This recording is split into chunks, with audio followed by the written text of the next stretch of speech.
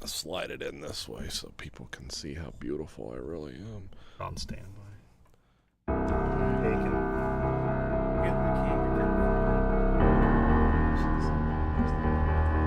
Yeah, I just wanted to be able to talk and not be completely like... Oh, is your face being... Yeah, I just kind of had to angle it more. Because I'm coming through okay, right? Yeah, you should.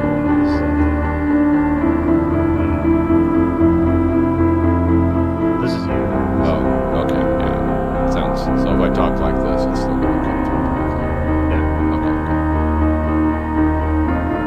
I have to put on a wacky accent.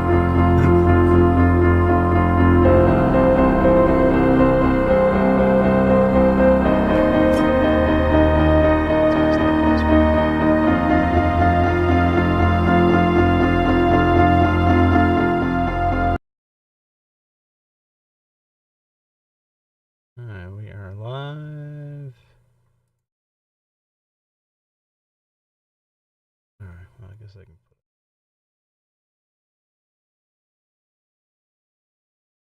Hello, and welcome to the Verhoeven Effect podcast. I'm Colin. And I'm Nathan. Tonight we have another very special episode. We have the 1999 movie The Matrix. Nathan, do you have a history with The Matrix? I do. This movie was very influential on me. I remember I watched this movie on a weekend. I hadn't had a day off work in 3 months, and for some reason, something broke, something happened. We were able to get a weekend off, and so I went and saw this in the theater on Saturday to a mostly empty theater, believe it or not. I don't know why, but I remember there was hardly anyone there. I think I went and saw it at like 6 p.m. or 5 p.m. Yeah. Maybe it was a little early, but yeah, I remember watching this movie, not knowing much about it other than kind of weird trailers. Yeah. And because if you watch the trailer and you just have no context for this, it's like, well, what am I seeing? Yeah, is this some kind of kung fu movie with guns, or what is this? And so yeah, I watched the movie and I was pretty amazed. It was actually just one of the few movies that like surprised me with its like it's very creative and original in what ideas it was presenting and the way it presented them. I wasn't expecting it. Yeah, because, I mean, you can pick up on the trailers, like, okay, either this is, like, some kind of dream world, or it's a simulation. Yeah. But still, you don't, like, the vector of how it's simulated is like, oh, that's crazy. Yeah, I thought it was, like, some kind of VR thing, or these people were like, they were somehow inhabiting, they were, like, robots and didn't know it or something. Because, like, when you look at the things being done, it's like, well, people can't do those things, obviously. There's no amount of training that's where you can dodge bullets. That doesn't exist. But yeah, I mean, and the had a great advertising campaign where it just asked, like, what is the Matrix? And I didn't go back and watch the trailer. They probably put in the thing where the trailer asks, what is the Matrix? And then Neo probably just pops up and goes, unfortunately, you can't be told what the Matrix is. Yeah, this is around the time, because I would have been like 15 around this time. So I don't think I could go to an R-rated movie by myself. So there's a lot of R-rated movies I went to mom with, and so this is one of them. Oh, okay. Is that, I remember, and we went to Dogma. Okay. Well, this was probably entertaining. I'm sure Dogma was more offensive to...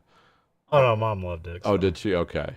You know, because it's like, it's not just like making fun of Catholicism without like...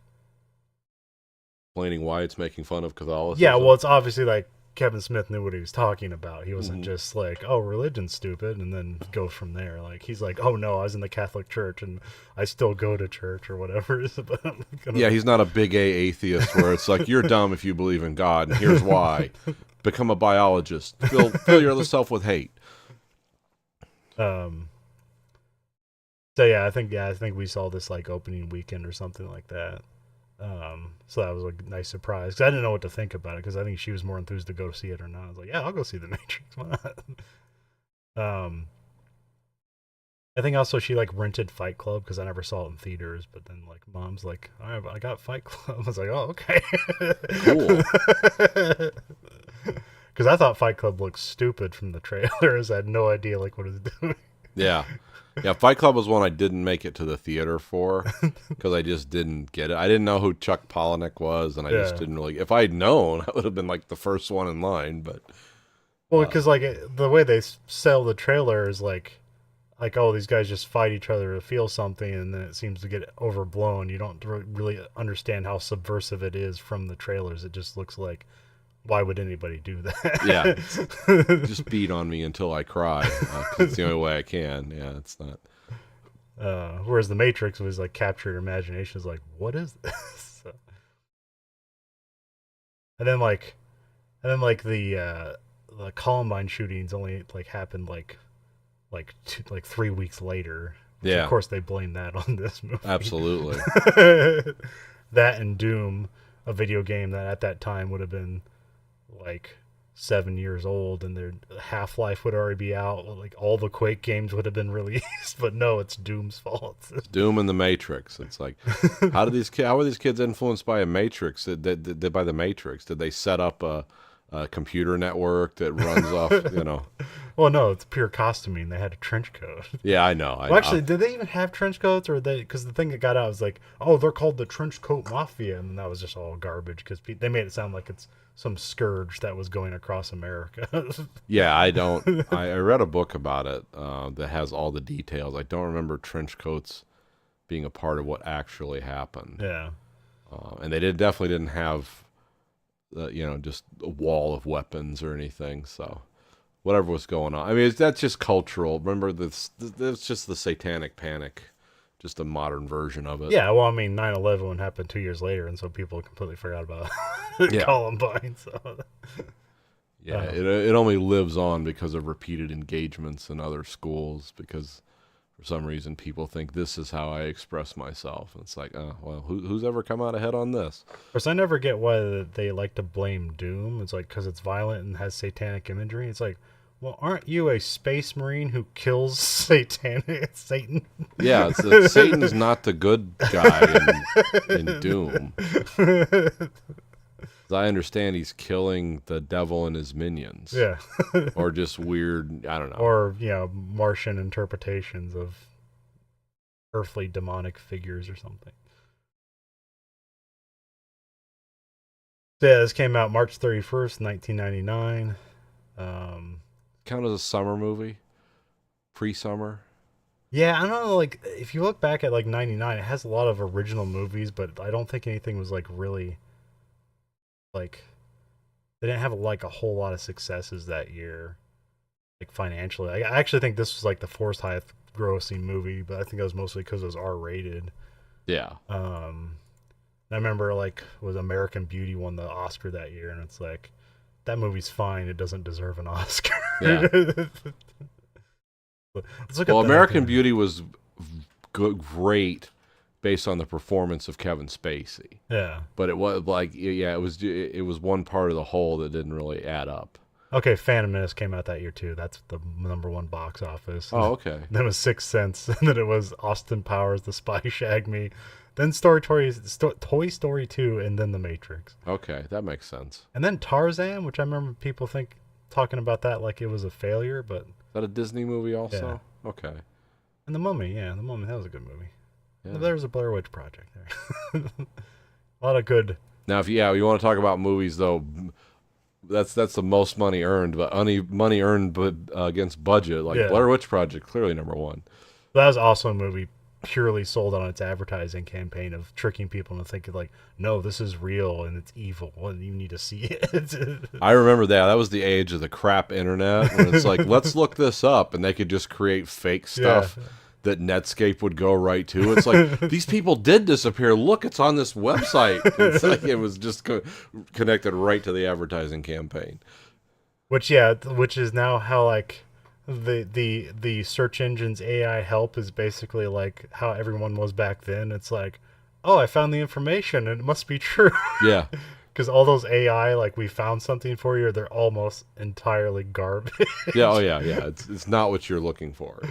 And it's just a lie sometimes. I just recently, well, I forget there was a great one. Basically, it was looking up. It was somebody was searching Natalie Portman and what it came up with was like the lyrics from like the like the SNL song she did where she's talking about like she smokes crack and stuff like that and beats people up and gets into fights all the time. Yeah. And that's what like it printed out as like her like biography. Nice. That's yeah. They're gonna take over any second. And the fun one I looked up because Dracula was played in this movie, and I remember at the time there was like so many video games that had that like in their soundtrack because it was a big song at the time too. Yeah. And like the first thing it came up with is like Dracula is a song by Hot Rod Herman. I'm like, what the hell are you talking about?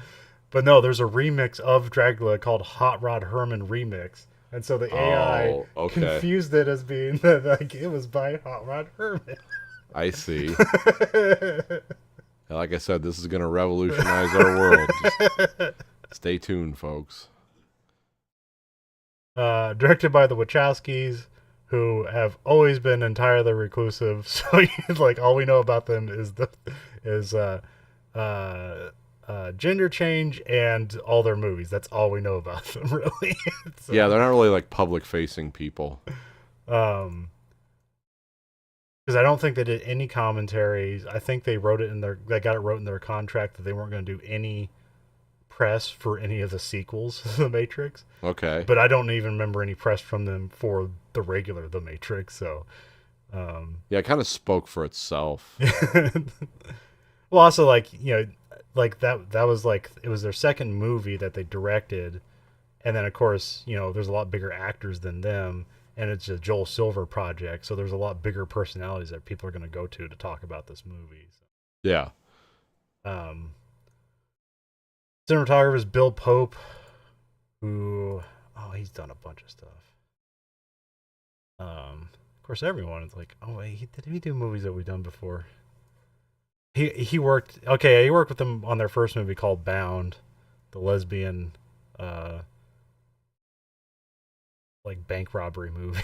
I don't know if you've ever seen Bound. It's interesting, but not that great. But I think I watched it once and was like, oh, okay, I can see where all the costuming in the Matrix came from. yeah. I guess they broke into the industry doing the Wachowskis. They wrote the screenplay for Assassins, the Sylvester Stallone, Antonio Banderas movie. Oh, okay. Which I remember being fun, but really, really stupid. Yeah, it was a flight into its own world, that's for sure. It's like Antonio Banderas is fun, Sylvester Stallone's a stick in the mud, some of the action's cool, but every decision is stupid. So but yeah, Bill Pope worked with Sam Raimi a lot, so he did like a bunch of the Spider-Man movies. And he did the first one, he did the second one, which is the best one. He did all the Matrix movies. Did Zero Effect. Oh, okay. I remember that one. Oh, he did Fire in the Sky, Army of Darkness. He's done a lot of movies I like. Oh, Darkman, yeah. So he worked with Sam Raimi when he was nothing. So, well, I mean, I guess nothing would be all the way back to first Evil Dead, but Darkman isn't really seen as like a great era for Sam Raimi, but that's a cool movie. It's a cool B movie. It's a great movie for what it is. Hope still working. I just remember the guy who played the mentally challenged guy on L.A. Law was the heavy in Darkman. Oh yeah. Liam Neeson, who you didn't know who he was, was the hero. Yeah. And there's some really weird acting and filming in that movie. And some great like action scenes. There's like stuff with the helicopter that's amazing. Oh yeah. And the bad guy gets that like crazy grenade launcher that has like 400 grenades in it. Yep, we need those. How does he get all those grenades in there? He never reloads. Oh, it's just they're packed in there.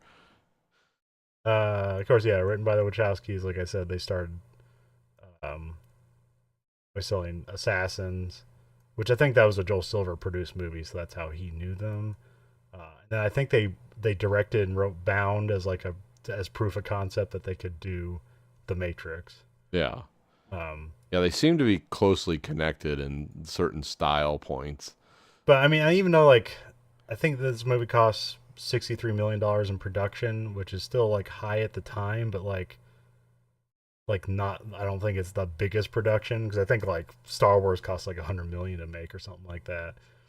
So there's bigger movies. Or like last time we did Ronin, which that was like 57 million. So it's like, look at the difference between Ronin and The Matrix. Like, it seems like The Matrix made more out of their budget than like Ronin made out of its budget. Maybe, Yeah. I'm not sure, but Well, I don't know. I mean, the Matrix was more imaginative. I mean, yeah, they it just had had to, a much bigger scope to it. So they had to create an entire subworld in the Yeah. Matrix that didn't exist. The rest of it, they could just film at night. yeah. So yeah, that was. But it seemed, but I mean, the way I've heard about production, it didn't. It seemed like it was, not even though that's a lot of money, it still seemed like they had to save like at every point. Oh yeah, definitely. Well, what they really saved on is they didn't have a lot of big name actors. Yeah, because they wanted, especially like at this time, Keanu Reeves was like the last guy who said yes. He wasn't, Yeah. he wasn't the one they wanted, but he ended up being perfect for the role. So, because yeah, a lot of what Keanu Reeves does is like give him less dialogue and then have him just be more of a physical actor, and then sometimes he's just great at saying a one-liner or just saying one word in a way that's like just him going whoa. Yeah. So yeah, cast Keanu Reeves, Lawrence Fishburne, Carrie Ann Moss. This made her a name. Although I was looking up her filmography because she mostly did TV, and then in fact she was in a TV show called Matrix, Oh, weird. like in '96 or something like that. Wasn't that the name of the guy though? Yeah, he was like a detective who like died, and now he's like solving crimes in the in between life and death world, and Okay. she's like a part of the cast. So it has nothing to do with the Matrix other than like there's a name that's associated. I thought it had a sci-fi element. I guess that's more sort of supernatural element. Yeah. Yeah, so I wasn't expecting that. I tried to look up stuff for it, and it seemed to like almost be erased from history. Yeah. So it must have been a Canadian show, I'm guessing. Yeah, she's pretty much was exclusively a Canadian TV and film actress. I don't know where Lawrence Fishburne was in his part of this career. Maybe he's doing like I knew just Lawrence Fishburne from The Apocalypse Now. And what is his other famous role? Is it Company? There was some CIA movie he did that was actually. I remember the Bad Company movie is the one with Chris Rock and Anthony Hopkins that I've never heard of one good thing about. No, this one had Lawrence Fishburne. He was like the main character. It wasn't called that. But yeah, there's like 40 movies called Bad Company. So. Yeah. Lawrence Fishburne, still to this day, the only celebrity I've actually met in a hotel. Hey. Cool. Oh yeah, yep, there it is. Bad Company. Okay. 1995. So it's a different Bad Company than I was thinking of. Yeah, I remember that's like a good role for him, not a good movie. Because Lawrence Fishburne has this natural cool. Oh yeah, he did Event Horizon before this. Okay. So Yeah, that's right. Event Horizon is the other one. I was thinking of Fled. That was like kind of some of the stuff he was doing. But yeah, after this movie, he got like another boost to his career. Or what he's doing right now. Let's see what he's doing right now. Oh, he's in Megalopolis. Okay, good. You're going to ask Adam Driver, it's like you take a blue pill or a red pill to get out of this. You must get out of Francis Ford Coppola's fantasy. Yeah, and he's also in the John Wick movies, so of course that makes sense. Yeah, that's right. He's the Bowery King. Yeah.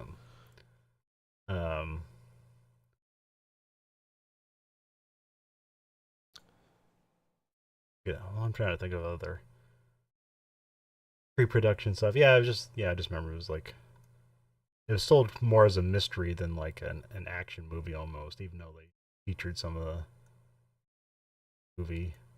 Yeah. And when you go up and tally up all the action in the movie, it's like it's not as much as you remember it. Yeah, but what there is stands yes, out. Yeah, it sticks in your heads and replays in your head, and so yeah, it seems like there was 2 hours of an action movie when it wasn't really. Actually, yeah, this is kind of a dialogue-heavy sci-fi movie. Oh yeah. Yeah, it's one of the ones that gets away with telling you exactly what's going on and you accept it because like, all right, I need some help here. Yeah, I just actually need these cliff notes at this point. um. So yeah, we start. We get the Warner Brothers logo that's like infected by the Matrix kind of green color going on here.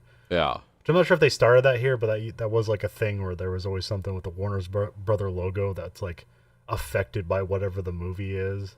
Oh, yeah, you're right. That was a thing for a while. um, I think one of my favorite ones. I think it was on Jurassic Park: The Lost World.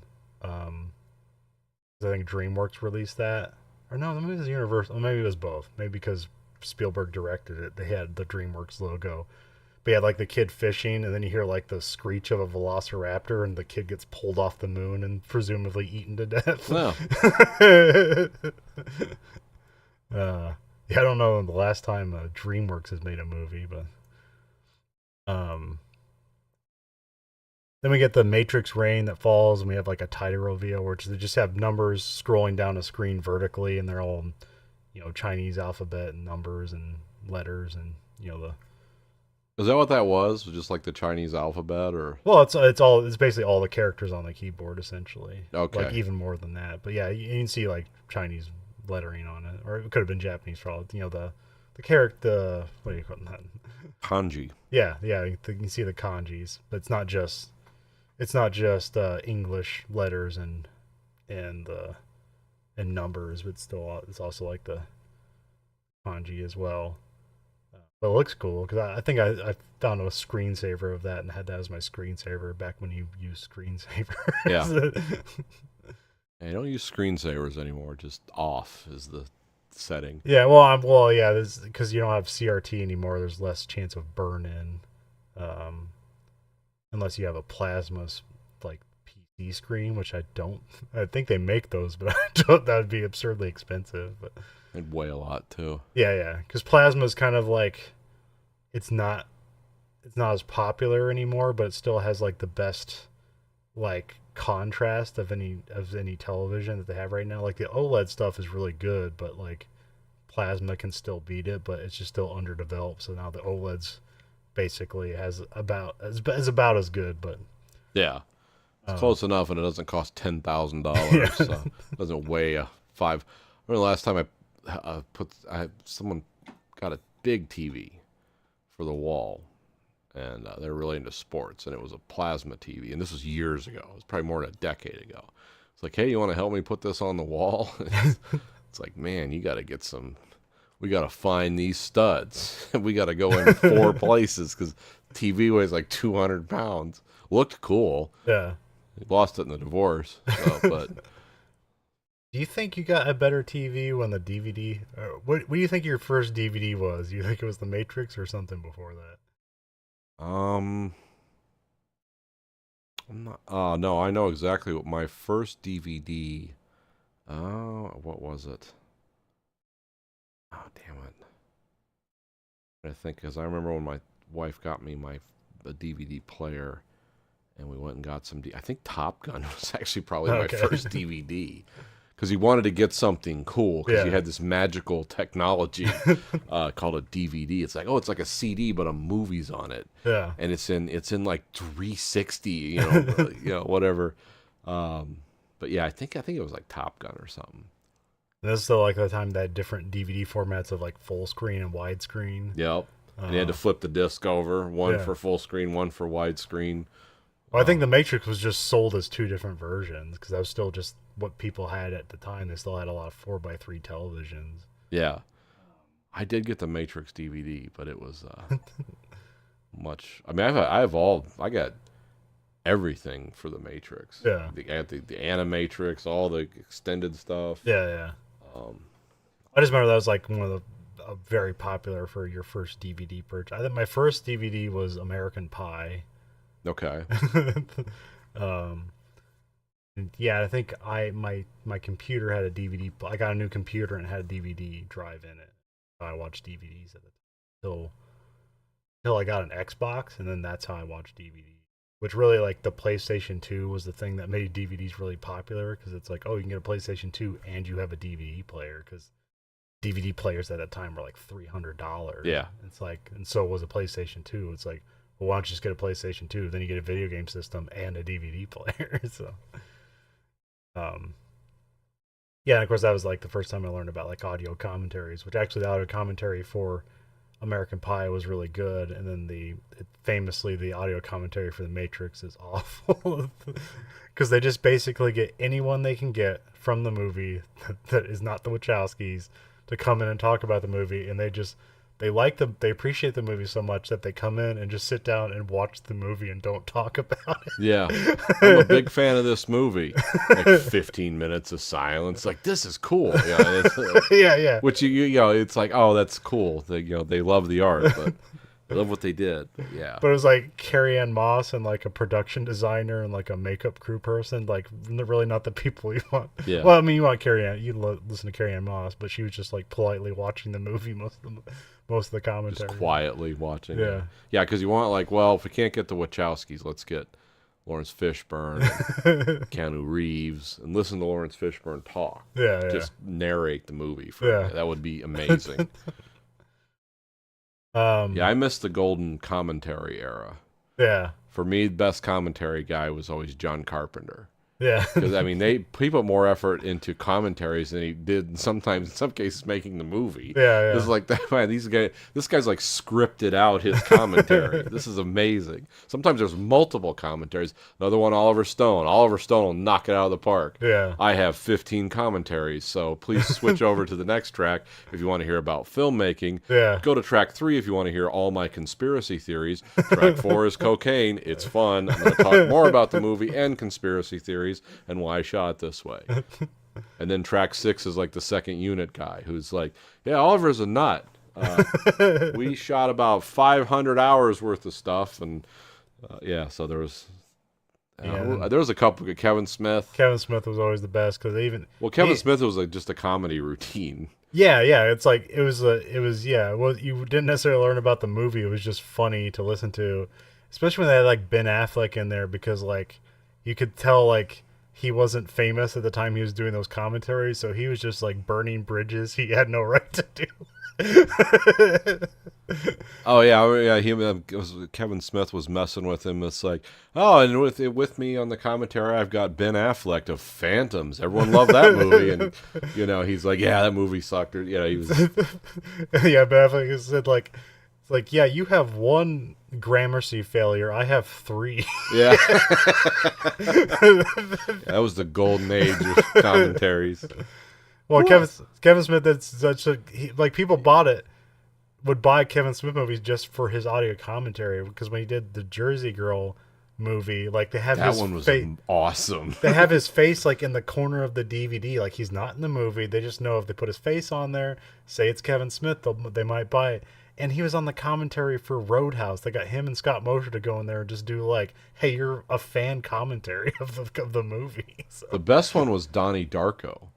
Oh yeah, he was the guest with the director. Oh yeah, because Kevin Smith was there to keep the director on course. Yeah, because that guy had a tendency to go. I mean, you could tell how his mind works if you watch Southland Tales. Like, yeah, this guy's just going to the moon. So Kevin Smith when Kevin Smith's there as your cooler, it's like, wow, you're really reaching for the stars.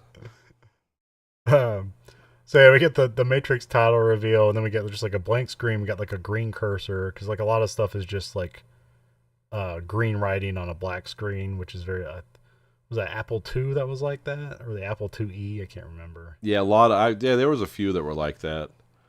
There's one. I remember we had one. I think it was IBM did like orange and black or something like that. Yeah. Green and black was very Apple-y, but they also had generic monitors you could buy for IBM, what they called IBM clones. Yeah. And they also had the green.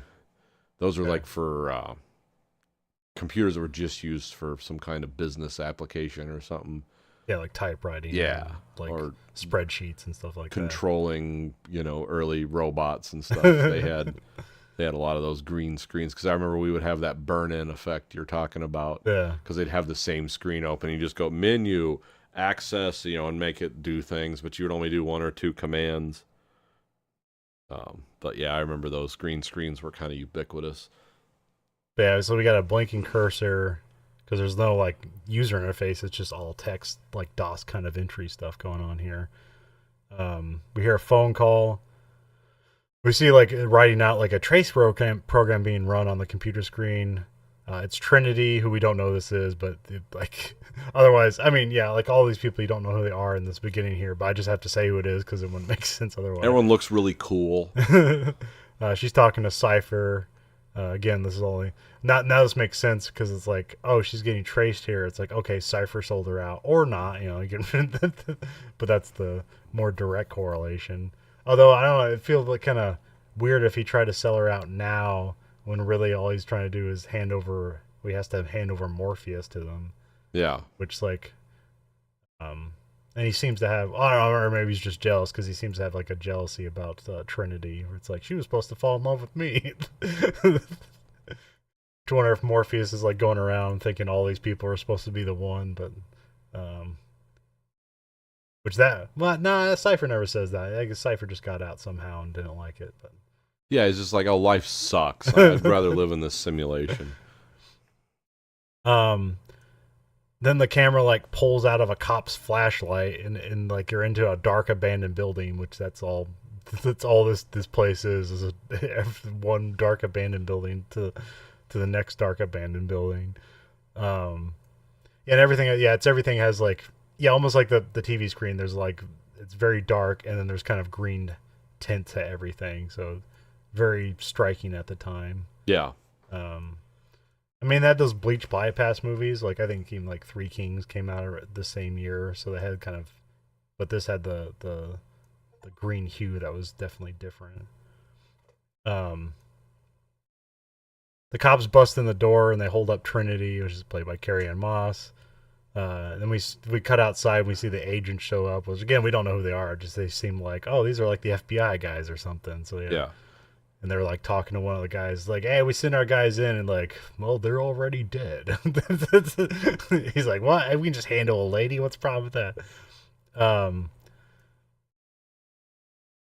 then a cop tries to cuff Kennedy, and she does a bunch of kung fu. This is like the first kind of Matrix thing where she jumps up in the air and the camera spins around her. Although this isn't really, I mean, this isn't as complicated as you get it, because the bullet time effect here, just kind of like the camera spins around while everybody's in still motion and then she kicks, which really the magic of the bullet time is that people are moving on the screen, but people are moving on the screen, but it's in slow motion, but the camera's moving like faster than a real camera could, which is what's amazing about bullet time effect.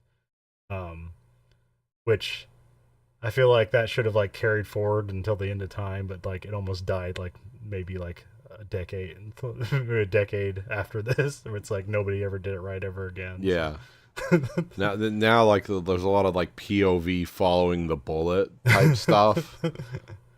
But they still have bullet time in video games, which I think ironically I think that started around the same time because the Max Payne game came out around the same time. Yeah. And so they even called it bullet time. I don't know if, but I thought there was like some kind of weird trademark issue between them, if I remember correctly. Let's see here. When did Max Payne come out? I want to say it was the same year. It seems like it would be close to the same time. Because even if like, okay, it came out in 2001, but that's still like, they would have been developing it around the same time. So yeah, maybe they just named it after that. Because I believe bullet time is trademarked by the Matrix production or whatever. So it should be. It's a cool name. Which the way they accomplished that is they just put up like 80 cameras, like still cameras, and they just like took a camera in a sequence, and then they're able to like kind of like move around in that scene to make it like move around the characters like that. Yeah. And now they just like, they'll just do a digital double and move the camera wherever you want. Or even but now, because you have like, now cartoons are almost exclusively 3D animations. In 3D animation, there's nothing stopping you from doing crazy camera work like this, but they still don't do it. Yeah. Like Toy Story could do perfect bullet time, but you've never seen them do it. At least I don't think you Is have. that just because no one wants to be derivative of the Matrix? Is that Probably, what it is? yeah. Okay. Because I mean, that's always the thing. Like, I think is really cool about the bullet time effect is just like oh, the camera moving at this speed to do slow motion. It's impossible to do it realistically, and they actually did it practically, but they still had to do some CGI stuff afterwards. Yeah. Um, and even in like the latest, like the Matrix Resurrections one, they tried to do something different where it was like almost the opposite effect, which I don't think I appreciated it. And then like the corridor crew guys did a breakdown of the effects, and they're like, well, technically this is all very impressive, but it doesn't really catch your eye in the same way that bullet time does. Oh, okay. They were doing something where it's like, do you remember like where the Neil Patrick Harris character is like kind of like freezing time and everything is like kind of weird and jittery, and like they basically have like multiple shots going at the same time that are going at different frequencies, and so it's like technically impressive, but when you look at it you don't see any of that effort going into the movie. Yeah, it's not focusing your attention on any one thing. It's just like, here's a lot of things going on in the background.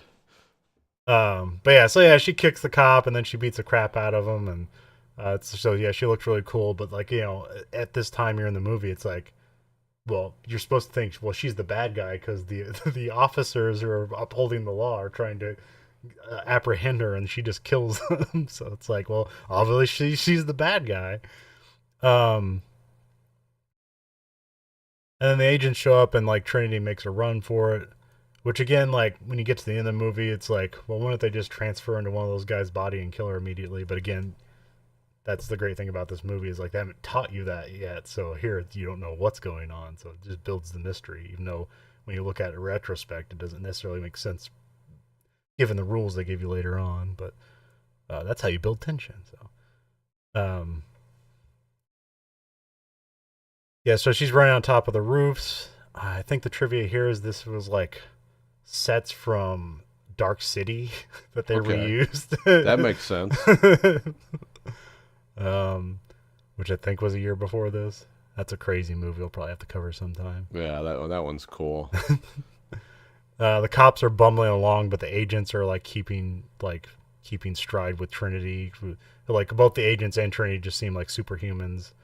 Yeah, because there's one part where like there's one part like the cops jump across and like one guy like he can't, his like feet don't make it, and so he's like hanging on the edge, and then they get to a part where like they basically have to jump across like 4 lanes of traffic, and then the cops are like, there's no way we can do that, and then she just leaps and does it, and then the agent just leaps and does it and does the superhero landing with a Desert Eagle pointed up. So. Yeah. It's important to land barrel up. And then Trinity makes like a diving jump like into the middle of the building and like jumps through a window like she's diving through it, and then like lands on some stairs, does a roll, and then like ends up at the bottom with like both guns out pointing at the window, which is really cool. um and I think the effect that they did here, I think the term for it is they called they Frankenstein her legs, where it's like the way they did the effect, they couldn't like have her legs like perfectly like straight when they're like doing the wire work with her, Okay. and so they just digitally replaced her legs and they called it Frankenstein. Huh, okay. Now they, I don't know, now they call it like digi double and stuff like that. um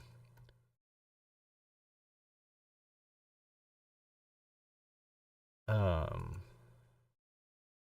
let's see. Yeah, so yeah, she's like, yeah, she's waiting there. The agent doesn't come in. She's like, so she's like talking to herself, like, "Come on, Trinity, get up."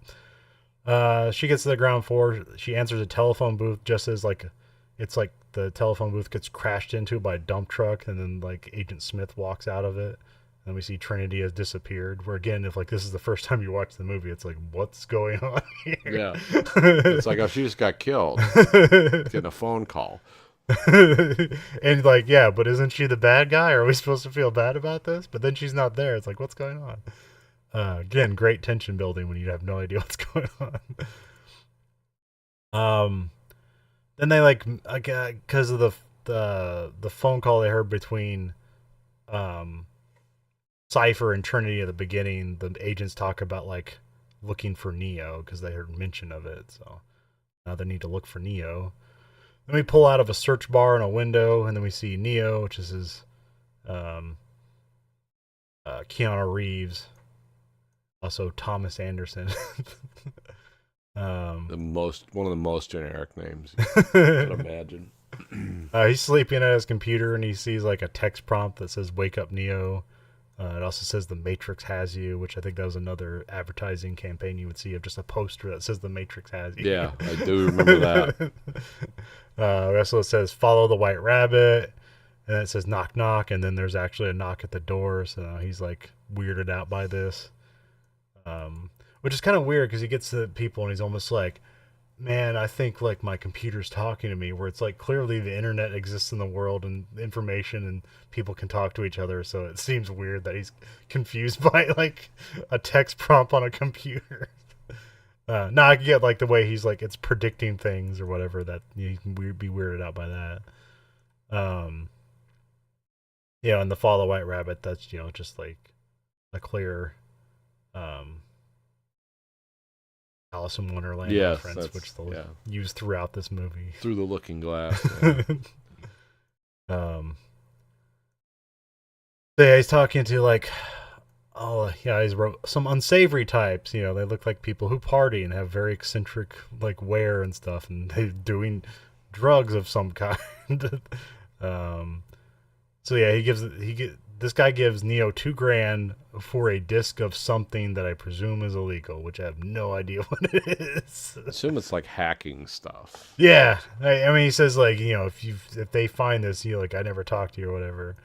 And here's where Neo says like, you ever get that feeling that you're not sure if you're awake or still dreaming? Which the guy says, yeah, and it's called mescaline. Yeah. Okay, yeah. Which I don't know what that is. I'm like, oh, that's one of those Hunter S. Thompson drugs, right? Yeah, it makes you hallucinate. Okay. And then the guy's like, sounds like you need to unplug, man. Which again, this is like, when you look back on it, it's like, oh, they're just like, which I don't know, like all this stuff is great here, but I feel like if a movie does it now, it would just be cringeworthy that they like. They're like referencing themselves. It's like, we say this thing now and then it's revealed later on. It's foreshadowing, and then people's like, nah, it's just stupid. Yeah. but here it all works.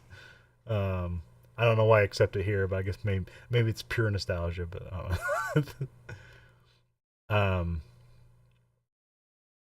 they invite Neo out, but he doesn't want to go. But then he sees the White Rabbit tattoo, and he's like, yeah, I'll go out. And then we cut to, we're like at an S&M dance club or whatever. And then Dragula's playing. Yeah, Rob Zombie's Dragula's playing, which is interesting because, like, I don't know if this is the era of, like, it being produced or if they're, like, changing things up in between production. But here, this movie is chock full of, like, songs of the late 90s. Yeah. And then I don't remember, like, any, like, music in the other movies other than just the score. Like, I don't think they did, like, pre-made music in the other movies. I think it was just all score after this. Yeah, I think they kind of stopped because all the music in the first one, it's all what's that called, diegetic, where it's played in the background. And once the Matrix is revealed, or what the rules of the universe are being revealed, it's like I don't think anyone's playing Dragula in the background of this ultra realistic computer sim or whatever. Yeah. Then we get Trinity shows up and introduces herself to Neo. Like, they're both hackers of some renown, which I think the movie Hackers was out around this time too. Yeah. That came out in 98. Also another like weirdly influential movie that's terrible. Well, computer hackers in Hollywood are sexy. They look like Carrie Ann Moss and Keanu Reeves and Angelina Jolie. Yeah, Angelina Jolie, and then much later one of the was Michael Mann's movie had one of the Hemsworth. Yeah, and the Hemsworth brothers is a super hacker. It's like, yeah, okay. Everyone's more beautiful in Hollywood, but you guys are really taking liberties with reality here. Trinity poses the question that Neo has. Wait, what is it? Oh, she's basically saying like, hey, what's the question you've been asking yourself? And he's like, what is the Matrix? And so, and then Neo just wakes up to an alarm. So you're like, not necessarily sure. It's like, did that all just happen, or was it all just a dream? Which again, that's what you're supposed to feel like at this moment. Right. um, because when things can be explained away as a dream, then like anything can happen. Then it's like, oh, that's what's happening. And then when it's revealed that it's not a dream, you're like, oh shit. He goes to work at the Metacortex building. So, Yeah. So that was a weird name. Neo's admonished by his boss for being late, and he's given a chance for like either like be on time or find another job, which is another like theme throughout this movie is binary choices for everything. Which again, that's just like coming up like with computer stuff. I mean, that's how most computers at that time, or that's how they still work until we get into quantum computing, where you can have multiple states other than just on off. But Yeah, 32 states of the atom.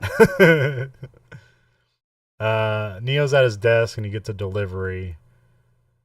Which I remember in Resurrection, it's revealed that he's like a computer game designer. I can't remember what he's doing here. Do you remember?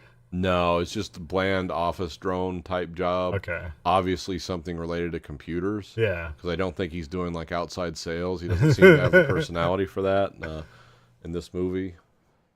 I know there's like a lot of like all I hear about game development is that it's awful, but it's what you put into it. Like when you are able to finish a game and put it out and people like it, it's like an amazing feeling. But like so much of modern video games, you're making a AAA title. It's like you're like one of 1,000 people. It takes 5 years to make it, and it might not come out. It's such you sink so much cost into developing a video game. So like a lot of people where they make money is they make like corporate software, which there's a lot of money to be made in that. But to doing really simple things that making a game is really complicated, but like organizing a spreadsheet shouldn't be that complicated, but you can sell it to corporate people who have no idea how any of that stuff works. So. The shiny stuff on the screen is magic. Pay the wizard. Pay the wizard. But you don't have to do like 3D like simulation or anything like that, so it's not that hard. I just only put that effort into it. Excel and the letters just like jumbled on the screen and spun around. And time to balance the budget this month. Dun dun dun dun. I just had a soundtrack. Excel, but like in the Minority Report like version of it. Yeah. This isn't efficient, but it's way funner. Tension builds on the screen as you type in columns of numbers. Oh yeah, I mean, like I need for my job, I need to learn Excel stuff because there's so many like Excel magicians that like it's like they don't even have to do like their stated job anymore if they're just able to organize data for the higher ups. Yeah. And I've heard like a bunch of people on Reddit like they talk about like, hey, you make $200,000 a year. What do you do? And it's like I organize spreadsheets and Excel spreadsheets for rich people. It's like, man, that's a gig. Magical world out there. Some walk so that others may fly. So yeah, Neo gets an envelope at his desk. He opens it up. There's a Nokia phone in the envelope, and it's got like this switchblade like microphone that pops out of it, which it wasn't a real phone. They just made this up for the Matrix. But then I think after this movie became popular, they made a version of phones that did this. Yeah. This is back when you just had a cell phone that just had maybe like a 2-line display screen and then just numbers on it. Yeah. Yeah, phones were not interactive devices back then, really, other than you send and you could do a horrible kind of texting. Yeah. A, B, C, 1, 2, 3.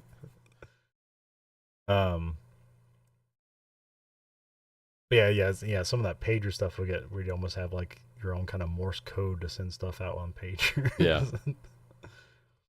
But yeah, these are cool. Like every object in this movie is usually cool, or they have like the weird kind of like steampunk's not the right word, but it's just cobbled together like old and new technology that's interesting. Retrofuturism, I think, is what they call that.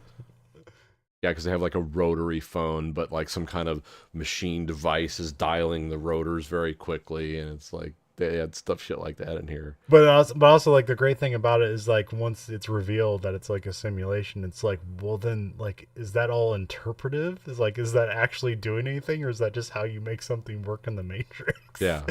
Is it all art at this point? Because it could just be a box with wires running into it. It Yeah, just would represent like, oh, this is your gateway. but no, it's got to be a piece of art to like escape the machines or something. Yeah. It baffles the machine logic. 'Cause it's not. Why would you do Yeah. that? So yeah, the phone rings, which Neil like looks at like, huh? So he gets a phone call from Morpheus, which is just the voice of Lawrence Fishburne, but we'll find him out later on. Morpheus warns that agents are coming for him, and so Neo gets instructions by Morpheus over the phone, where it's like he seems to know stuff he shouldn't, or other he just has, video cameras all over the place.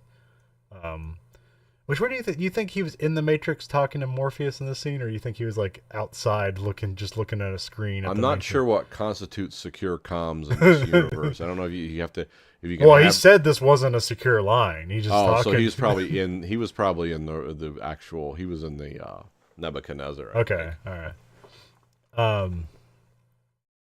The Morpheus guides him to like a window washer scaffolding.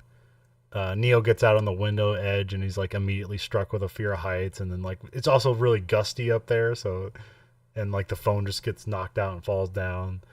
And then he just says, "I can't do this," and we just cut to like Neo's being put in a car by the agents, and we see Trinity race off on a motorcycle.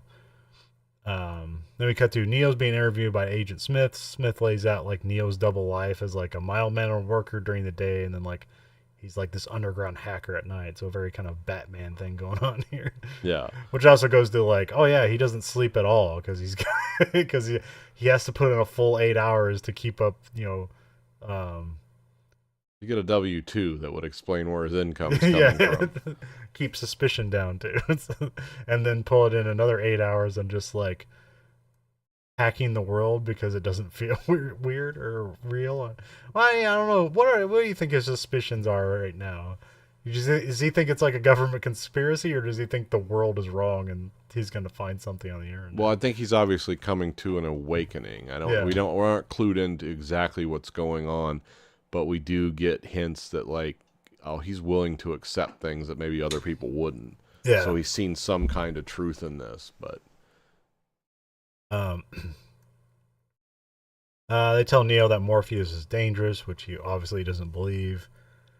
And then so they give Neo a chance to like cooperate, and then Neo just flips him off and says like, how about I give you the finger and you give me my phone call? And then Agent Smith like threatens Neo. It's like, well, how are you gonna use it? How are you gonna use your phone call when you can't talk? Which he thinks he's about to just be beat up and they'd not be able to talk. But then like his mouth grows together and shut, and then the agents hold him down on the table and put like this mechanical bug in his belly button. It's like, wait, what the hell's going on here? This doesn't seem right. Which again, we've already introduced the idea that maybe Neo is dreaming, so that's like later, because now we have he just wakes up from presumably a nightmare, screaming and grabbing at his stomach. But it's like his mouth is okay, so then he's like, okay, it was just a nightmare, so we'll just move on from that like nothing happened. But then he gets a phone call from Morpheus, and Morpheus gives him like a meetup location. Tattoo Neo waits under a bridge, which is like a cool, like, I don't know, brick bridge archway, and it's just like being doused with rain. Yeah, they're just shooting fire hoses in the air on this set.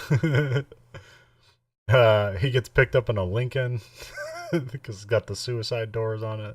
Yeah, I don't have my computer in front of me. I could look up on the car database, but I think that's a 67 Lincoln. Okay. Oh, so was that the one that like Kennedy was shot in? His was a convertible. I don't know which way the doors swung on that one. Oh, okay. Trinity's there. It wasn't a convertible. It had a removable top. Oh, okay. So you still had to like put the big top somewhere. It didn't get sucked into the thing mechanically. Trinity's in the back seat. She lets Neo in. The other passengers are like holding a gun on him for like, and they're saying for their protection, which again, you don't know what that means. Like, wait, how am I a danger? And then Trinity pulls out some weird device, and then she like shocks his stomach and pulls the bug out, and he's like, "Jesus Christ, that thing is real," which is like a great real reaction. Which is another great reveal because it's like, okay, this wasn't a nightmare. So she tosses the bug out of the car and it just kind of turns back into like just like a little like sensor device rather than like a mechanical bug. Yeah. They go into another abandoned building to meet Morpheus. Neo walks in and meets Morpheus, and it's revealed in Lawrence Fishburne. He's got like these weird like nose clip-on glasses, like they don't have the Yeah, I have earpieces. yeah, the arms of glasses. They just clip to your nose. Which I thought would start a fashion trend at the time, but I guess those are actually horribly impractical. Yeah. Because they don't stay on your face at all. I know people that went the extra mile and they got like nose studs like on those places. It was like Clip, magnetic. and clip the glasses to it so that like hold on definitely because it's like connected to the cartilage in your nose. You better hope those don't go out of style because you've made a commitment. But we see like that Morpheus seems to have a lot of hope in Neo, or I guess belief. He doesn't believe in hope. He's just like certainty. Yeah, he's very Yoda in that way, where it's like there is no try, it's just do. It's like, but it's all wordsmithing. It's like, no man, it's like. When people talk like that, I'm always like, who are you trying to convince, me or you? But yeah, Morpheus says like the Matrix is everywhere. It's all around us. It is the world that has been pulled over your eyes to hide you from the truth. Which it's almost like. It's another cringeworthy thing because obviously there's a lot of like conservative movements that have come out like 20 years after this movie that just love using these phrases like, oh no, like the world's being pulled over your eyes. And well, remember, every political faction in this country has done this with Orwell. Yeah. The Republicans, it's like the Democrats are Big Brother and vice versa. And it's like, well, no, you're both actually manipulating us constantly all the time. But yeah, the Matrix stuff where it's like, truth is here. And it's like, I hope if it's truth, I hope I never meet Alex Jones in a trench coat. Like, no, this is the real world. Because that would be, it's like, well, if it's your real world, it's going to suck. I'm definitely not going there. Oh man, now we got to fight like lizard people and crisis actors. Yeah, this is going to be terrible. And they're actually not good at fooling me. Because, I mean, you make it, based on your scenario, they're like, oh, they're terrible at their job if what you're saying is true. But I think the problem is what you're saying isn't exactly true. Or you're making it way more complicated. People that can just lie to your face aren't going to set up a weird charade in the background. They're just going to lie to your face. That's also where we get the line, unfortunately, no one can be told what the Matrix is. You have to see it for yourself. And this leads to a whole other universe of stuff that has been completely co-opted with the different pills and their we colors. Get the blue pill and red pill choice, which has now been co-opted, but it's now a different thing. I do like the one where it's called black pill, where it's just doom. It's like, I don't believe in anything. It's all lies. It's like, well, okay, that's like, you've taken the nihilism pill now. Blue pill, you go back to sleep. Red pill is you get the reveal of the real world. So Neo takes the red pill. They go in the next room where there's just a bunch of technology cobbled together. This is where we have like rotary phones and just like boxes of electronics and stuff like that. And it's real antique electronics too. That's what's cool about it. I mean, I guess. Yeah. The rotary phone is for sure, and the speed dialing mechanism of the rotary phone is like, I would pay $500 to have a phone that actually worked that way, where I typed in the number in an old keypad and this mechanical thing spun up and dialed it, and I'm like, hey, what's going on? But you'd never do that now because you just... Yeah. I mean, I have an earbud that's a computer. I mean, this on my wrist has more computing power than all the cell phones in this movie put together. This is how enslaved we are now by the Matrix. The red pill also allows them to track Neo, which you don't know what that means yet. It's like, well, I'm here. What are you tracking? Then Neo looks into a broken mirror, which it fixes itself. Which he's like kind of looking around, like, "Hey, you all see that?" And nobody confirms anything. Yeah. Then Everyone's like, yeah, we've seen this before. then he touches the mirror, and it's like a liquid, and then the liquid mirror starts crawling up Neo's body and like goes down his throat, and they kind of have like the like digital artifacting of like the sound, Yeah. like going into to like I don't know, like less lower bit rate or something like that. Um, then we cut to Neo wakes up in a pod with viscous liquid and like red lighting or red liquid. I'm not sure which is which here. He's naked with a bunch of tubes stuck in him.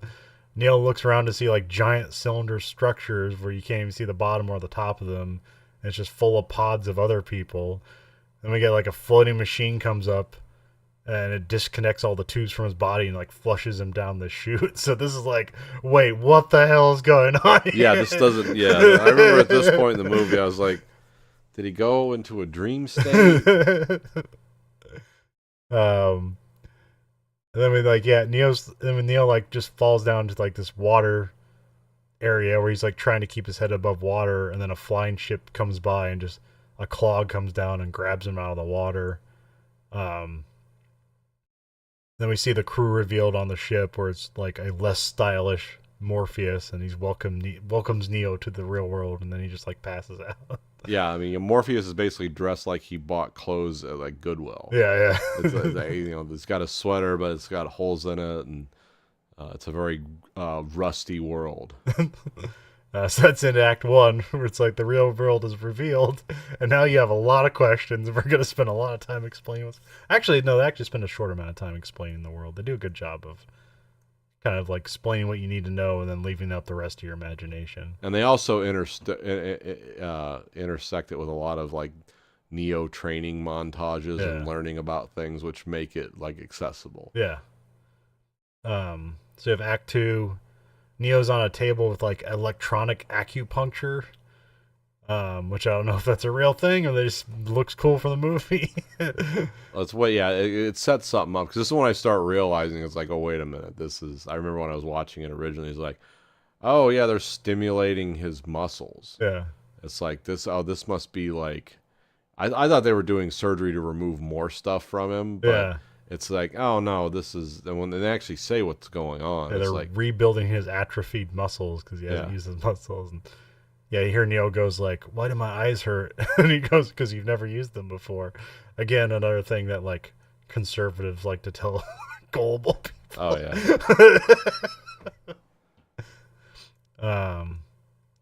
Or cult people, not necessarily. It just seems right now it's very easy to look at the... Well, it's just manipulating people, but not for a cool cause. Yeah, well, here and like because it's a fiction, it's cool, and then when people use it in reality, it's just cringeworthy. Yeah, it's embarrassing because they think they live in a movie and they're going to convince you with movie logic. Yeah, I mean, I can't tell you how many times it's like, I am like Russ Cole in True Detective. No, you're not, Nathan. You're just some fat guy that puts cars together. I'm going to solve the crimes. No, you're not. Neo wakes up again. He's finally not on the medical table. Now he has just an IV in him, which is like just plugged into one of his ports. So I was like, at least that's convenient. I don't know if that hurts or not, but it seems like it's more convenient. There doesn't seem to be any pain in the real world of the Matrix. Yeah. Or too much concern for like bacteria infection and stuff like that. It seems like they've accomplished a lot. Because everything, even though when they take the needles out, they're like putting it in like presumably like a alcoholic solution. Everything on the ship is dirty. Yeah. No one's ever gotten tetanus in this world, I'm assuming. Morpheus comes in to talk to Neo. Neo has a bunch of questions, but first he answers Neo's like, it's like, what time is it? Because he's like, you think it's 1999, but it's closer to 2199. But even then, he's not like, I don't know what year it is. Yeah. And then Morpheus introduces his ship, the Nebuchadnezzar, what is that, from 20,000 Leagues Under the Sea? That's from the Bible, actually. Oh, that's from the Bible? Okay. Yeah, King Nebuchadnezzar. Oh, okay. I believe so. What was the ship in 20,000 Leagues Under the Sea? the what was the ship in 20,000 Leagues Under the Sea? It's right on the tip of my tongue. The Nautilus. Nautilus. Okay. It had an N. That's why I was confused. Well, the Nebuchadnezzar does kind of look like the Nautilus as depicted in the movie. Okay. 20,000 Leagues Under the Sea. Kind of this spiky, weird structure. All right. So then, what's the parable with Nebuchadnezzar? I don't know. Like I said, I Okay. don't have the computer in front of me. I know it was a All king right. in the Bible. All right. I think he was, or no, I think Nebuchadnezzar was the prophet. Not sure. Do a quick internet search. I think Nebuchadnezzar was a prophet to King David. I'm not sure. We'll go to Wikipedia because we're lame. Let's read the Wikipedia. Second king of Neo-Babylon Oh, Empire. he was a king. Okay. I thought he Okay. was a prophet to a king. Typically around as the greatest empire, famous for his military campaigns in someplace I don't know, Mesopotamia. Babylon and stuff like that. So he's okay. All right. Second coolest old name for a ship. Number one coolest from Babylon 5, the Agamemnon. That's the coolest warship. Was the coolest warship to fatalistically fight a far superior foe, almost lose, and then come out ahead because the Membari suddenly surrendered. But he was just going to ram the warship with the Agamemnon. But it was so cool to see him put that many letters on the side of a ship. We see the core. At least I think it's a core because I pause it here. It says Mark III, number 11, made in USA, year 2069. So we're close to making those things. Which could mean this ship's 130 years old, which may be why it's rusty and weird. So. Yeah. Well, it's also operating in a weird environment because it seems to be an anti-gravity type ship. Yeah. Or they're manipulating gravity somehow, but it's mainly designed to pass through tubes in the earth, like tunnels and caves and stuff. Yeah, well, they're flying around the sewer system, which maybe if all the tubes are magnetic, maybe that's why it's flying. Because I don't know if we ever see it like flying on the surface. But I think they do that in the later movies. So yeah, it does. It goes up into the sky eventually. Okay. So yeah, they're using some kind of anti-gravity thing. So, which leads to a lot of questions when you find out what the Matrix is and what they're doing with the people. It's like, well, wait a minute, this thing obviously has like some kind of fusion power cell. It's like, well, but you know, you got to have a story. Yeah. So. We got the crew is introduced. We got Trinity, Apoc, Switch, Cypher. It's played by Joey Pantoliano, which the Wachowskis worked with him a bunch. He was in Bound.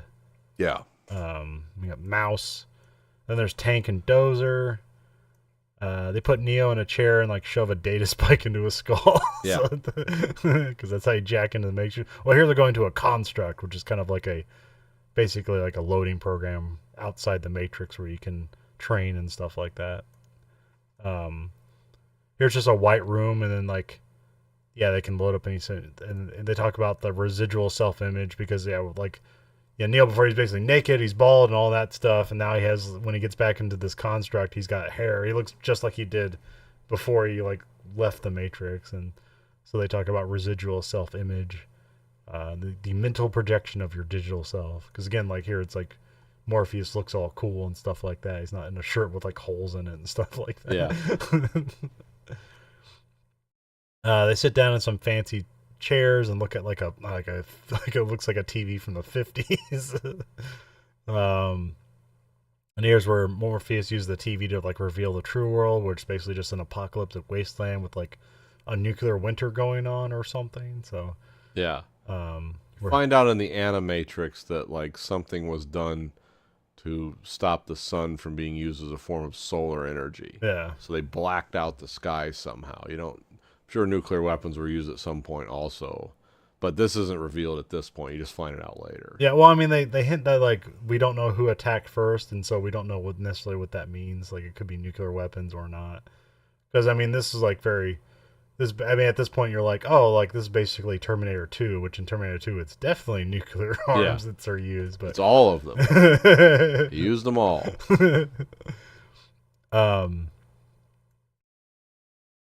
Yeah, so yeah, Morpheus explains that mankind was like in wonder at their marvel that they created AI, but then it turns on to people, which again, that's Terminator 2. But in the Animatrix, it's made more like, because in Terminator 2, it's like they turned AI on, immediately went through every scenario possible, and then in like 4 seconds, and then decided we need to kill humanity. Yeah. Whereas in the Animatrix, it kind of revealed that like AI attempted to like coexist with humanity, and then was uh, was denied at all points, and then decided like, let's just kill them all. Because they even like try to like make friendly faces and stuff, but they try to make the robots look friendly and stuff like that, and then Yeah, in the quit doing it. Animatrix, like the robots were like they were enslaved essentially. Yeah, They were smart enough to do work, but they weren't allowed, and it was like all the intelligence had to happen in secret about how smart they really were. yeah, And then they also felt some weird draw towards humans because humans were something they were not, and they felt we need to understand this yeah, so we can be like humans. And but yeah, that's not really made clear here. Here it's more like you said, it's like Terminator. It's like, yeah, we just turned it on and it turned against us. um, yeah. Here's they say they don't know who struck first, but they do know it was us who blackened the sky. So again, you don't know if that means a nuclear launch or if they just did something weird with the weather or whatever. Well, this is like you're recounting history from potentially hundreds of years ago, so Yeah, it's yeah. always going to be imperfect recall. Yeah, I mean that's what they say. Like they don't even know what year it is, so why do they necessarily know exactly what happened? I mean, there's stuff we've already forgotten about, like World War II, that would have been 50 years ago, would have been like common knowledge. Yeah, It's like, yeah. oh yeah, But yeah, the machines were dependent on solar energy, so humans thought like, well, if we cut that off, then the machines die. But the machines' response to that is to how like, do we grow food? Oh, shit. Too late. Sky's black. Oh, okay. just go, all be on. We're gonna have mushroom soup for the rest of our lives. Yep. It's all mushroom and yeast from now on. And so as a response to that, the machines basically found a way to clone humans and turn them into energy cells, which I think the throw off line here is like combined with a version of fusion, Yeah. which seems like that might be the thing rather than humans as batteries, but the humans as batteries, like, that just seems evil and a very interesting concept. And they even have like the field, basically depict like the fields of people on pods, and they're basically like farm, and they just have the things like plucking the pods out and stuff like that. It's like, oh, like this is what humanity's been reduced to. And even dead humans get like liquefied to feed the other humans, and Yeah. he holds up a battery. It's like all that to turn you into this. Say like how many, like because the BTUs your body produces, and they just turn that into electricity. Which again, like I don't know how practical this is, but it's a good nightmare. I'm sure somebody looked into it. It's like, well, what can we do? Oh. Neo rejects this truth and starts freaking out. They get him out of the construct, and he continues to freak out, and then he just like throws up and passes out. Which here you have like Cypher's like he's gonna pop, so this presumably happens to everybody. Because again, like like you have to like. I don't think Neo expected this to be the truth to be revealed. I think he probably thought, well, this is just greedy people Yeah. running the world in a bad way.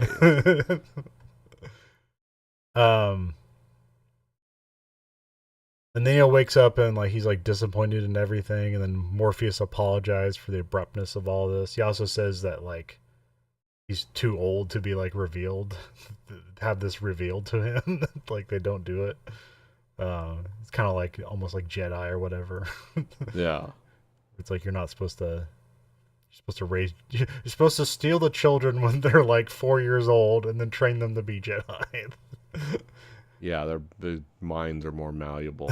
Well, imagine like, I mean, I don't know what kind of world they occupy in the Matrix world, Yeah. but like, because it's hinted at like there are children. It's like, imagine if you had a family or something, Yeah. and then you got revealed like, no, this is how it really is. None of those people, they're either constructs or they're just other slaves in pods somewhere else, and Yeah. it's like, oh yeah, that would be just devastating. But it's not really hinted at that people have like complete lives in the Matrix. It seems like No. everyone's kind of their own thing. Yeah, there's never like, hey, these were like Morpheus's, or these were like Neo's like parents. Like that's no nobody has parents as far as I know in the Matrix.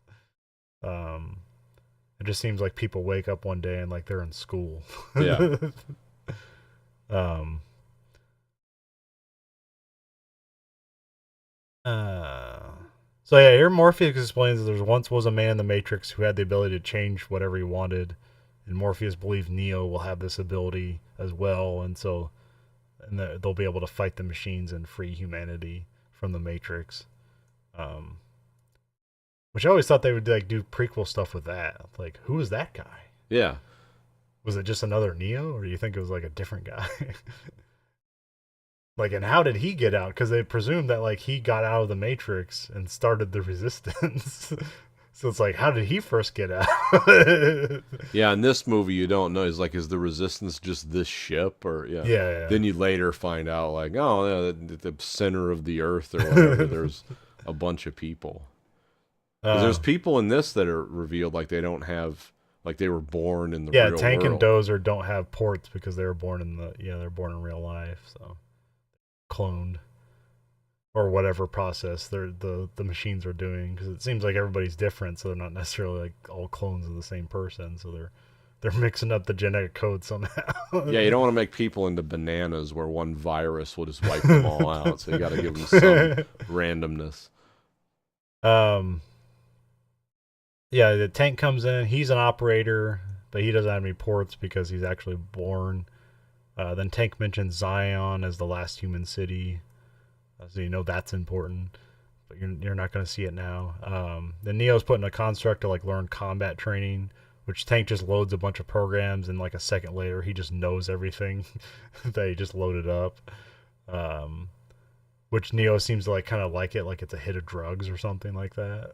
Oh yeah, that would be crazy to like, oh, I'm suddenly a black belt.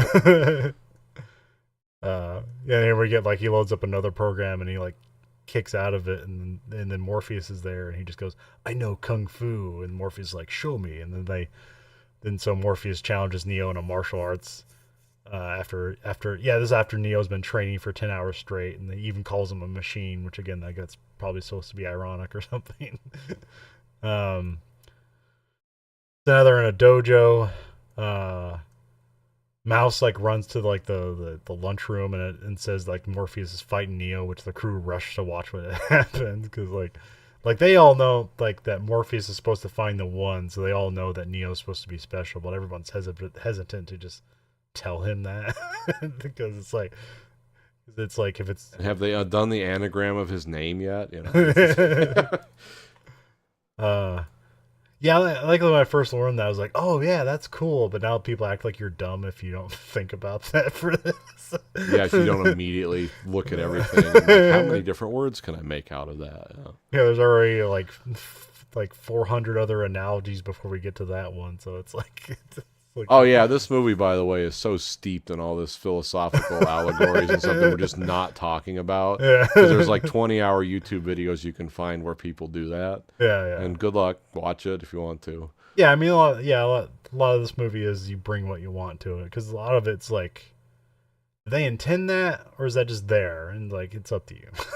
Well, this is all like this movie has immediately struck me. Even then, is like, oh, this is all stories of the Bible. This is everything is leading up. You know, this is obviously like, oh, this is Jesus, and he's the prophet that's going to lead us to the promised land. He's going to die because that's what happened to Jesus. I don't know how or when, but there's also a lot of like story ideas and imagery that they just directly stole from anime that people didn't know about at this time. Yeah, that's true. And you know, especially in video games too, because this is pretty much just a video game, even though people don't like recall that, because at that time to compare something to video games is like, you don't want to do that because then people will be put off by it. Yeah, it's like that's an inferior form of art. You know, it's like it's the dominant form of art. Well, it's kind of a form. Like I think all forms of entertainment are now failing. Yeah, well, yeah. I mean, the thing with the video game industry now is, like I said, like when you, because I thought video games were way less expensive to make than movies, but the bulk that Wall Street has at it is like putting millions of dollars into something and having to wait 5 to 7 years to get a return. That's what they don't like about it. But now I find out like, oh, video games cost like $300 million to make. Like, whoa, shit. Yeah. Oh yeah. Like I didn't know. I only knew that because there's hackers that stole all this company info and released it. Yeah, they don't want you to know that. They don't want you to know what they cost. They're not trying to entice you by, we spent $1 billion making this video game that people may or may not play. But then you think about something like the GTA 5 where it sold like something like 160 million copies, and it's like that's just billions of dollars. And they do mods and add-ons for years. Uh-huh. I know, I paid for all of them. Not because I played it, but because my son did.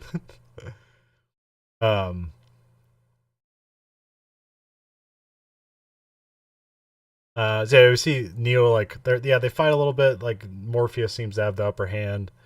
Neo like runs up a post and does a backflip off it, which it kind of seems like Morpheus is in like normal motion, but he's calm about it, and then but Neo's in like slow motion. Then when he lands on the other side, he thinks he's about to do something, and then Morpheus just casually kicks him across the room and knocks him through another post on the other side of the room. Yeah, the fighting style here with Morpheus is cool because it's like he has predictive combat abilities. Yeah. Because Neo's moving fast and swinging hard, and Morpheus is just casually like moving blocking every punch. Yeah. Now it's filmed in such a way that it's like they've slowed it down, so it's like, oh no, he's using force, but you're seeing it like kind of a slow motion. Like it makes sense. It's not that completely unrealistic. Like, what is it, the fake martial arts masters videos they have on YouTube? Where these guys like come up and like, I'm going to attack you, and he presses them with a finger and they flip backwards through the air like they're using the force or something. But in real life, if a guy just came at you throwing a haymaker, it's like you might duck that and hit him in the stomach, but you're gonna get knocked over with that guy. Yeah, it's whatever art. That's like Steven Seagal stuff. He conned a lot of people with that stuff. Well, that's why like jiu-jitsu won the day, because it's like you're not going to stand up and just punch each other to death. You're immediately going to go to the ground and try to entangle someone's limbs. It's the only thing that makes sense. Yeah, and using their body weight against them. Yeah. Like, there's fun judo stuff where it's like, that's a 200-pound person. I can't throw a 200-pound person, but like with the right body mechanics, you totally can. Yeah.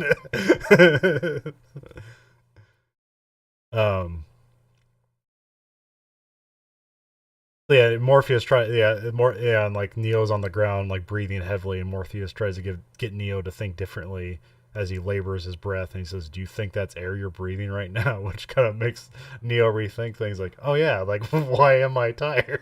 This is just a video game." So they get back to the fight. Neo kind of like unlocks like a blurring million fist punch thing. Yeah, which looks cool. But then he holds back and doesn't punch Morpheus. Is like, I know what you're trying to do. But everyone seems oppressed by this, and there's like some guy says like his neurokinetics are off the charts, which again you don't know if that is special or not. Because everyone here wants to believe. It's like, oh, like, well, if he's the one, then like our lives can stop sucking. Yes.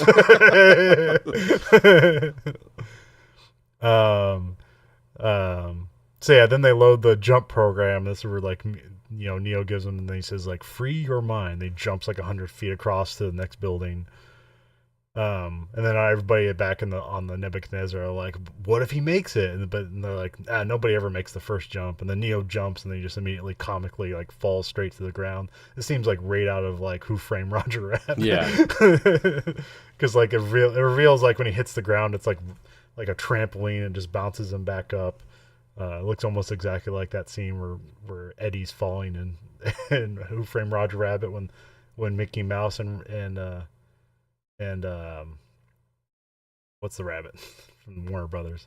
Oh, Bugs Bunny are talking, and then he hits the ground. They give him a tire, and he hits the ground. Because they're like, do you have a spare? It's like, we have a spare, and it's revealed to be a spare tire rather than a spare parachute. So yeah, and everyone's getting disappointed, but they try to like console with themselves. It's like, yeah, nobody makes it. It's like, yeah, the first one. Then Neo wakes up in his chair. Well, he gets unhooked from the construct, and he has blood in his mouth. And he's like, I thought it wasn't real. And then Morpheus is like, your body makes it real. And so Neo's like, So if you die in the Matrix, you die here, and Morpheus is like, the body cannot live without the mind, this is a constant concept in almost all fiction. Like I remember like in like there was like a UPN show in like the late '90s called Nowhere Man. Okay. And even this happened way in other fiction. I just remember this one because they're showing like a guy like living in VR, but all he had was goggles over his head, and I was always like, how does goggles over your head and then dying in that make you now your mind is zombified? That doesn't make sense. You're just watching a television just really close to your face. You're not like injecting your mind into Yeah. it. But that's how everybody portrayed VR back in that time, is like you're injecting your mind into the machine. So that's no, it's just like a 3D television really close to your face. Yeah. Yeah. That's actually what makes sense. Yeah. Um. Then we get Trinity brings Neo food, and he's like completely passed out because like before he couldn't get to sleep, and then Tank's like, "Oh, after we train today, you'll get the best sleep of your life." So yeah, he's just completely passed out here, uh, and then she walks out the door, and then Cypher's like, "Oh, you never brought me any food." So here we get the kind of like he's jealous thing going on. They kind of they debate a bit. I forget about what, but this is just kind of setting up to like, oh, Cypher's probably a bad guy. Yeah, I think he's like, do you think he's the one? I think there was some debate like that. Yeah, yeah. Then we got to Nathan.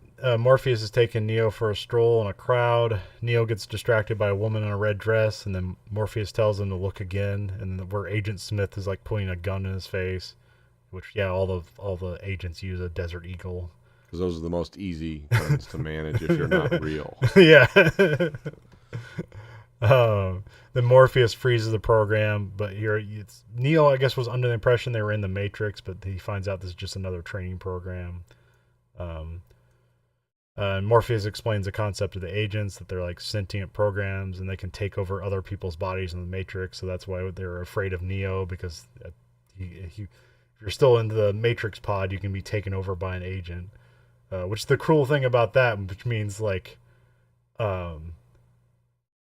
whenever they like kill an agent, they're just like killing the person that it took over. Yeah. Too, because all the people they kill, they just die in the pods. So, they don't really revel in that. They don't really show that happening. So, yeah, when they have that big brawl in the Matrix too, you don't see a bunch of pods falling into the goo. It's like, well, that was a hell of a fight. 500 people died. Although that they kind of came back to that, like it was extra cool in Resurrections, as they just had people like suiciding off of buildings to try to stop them. Oh yeah, that's right. I remember that.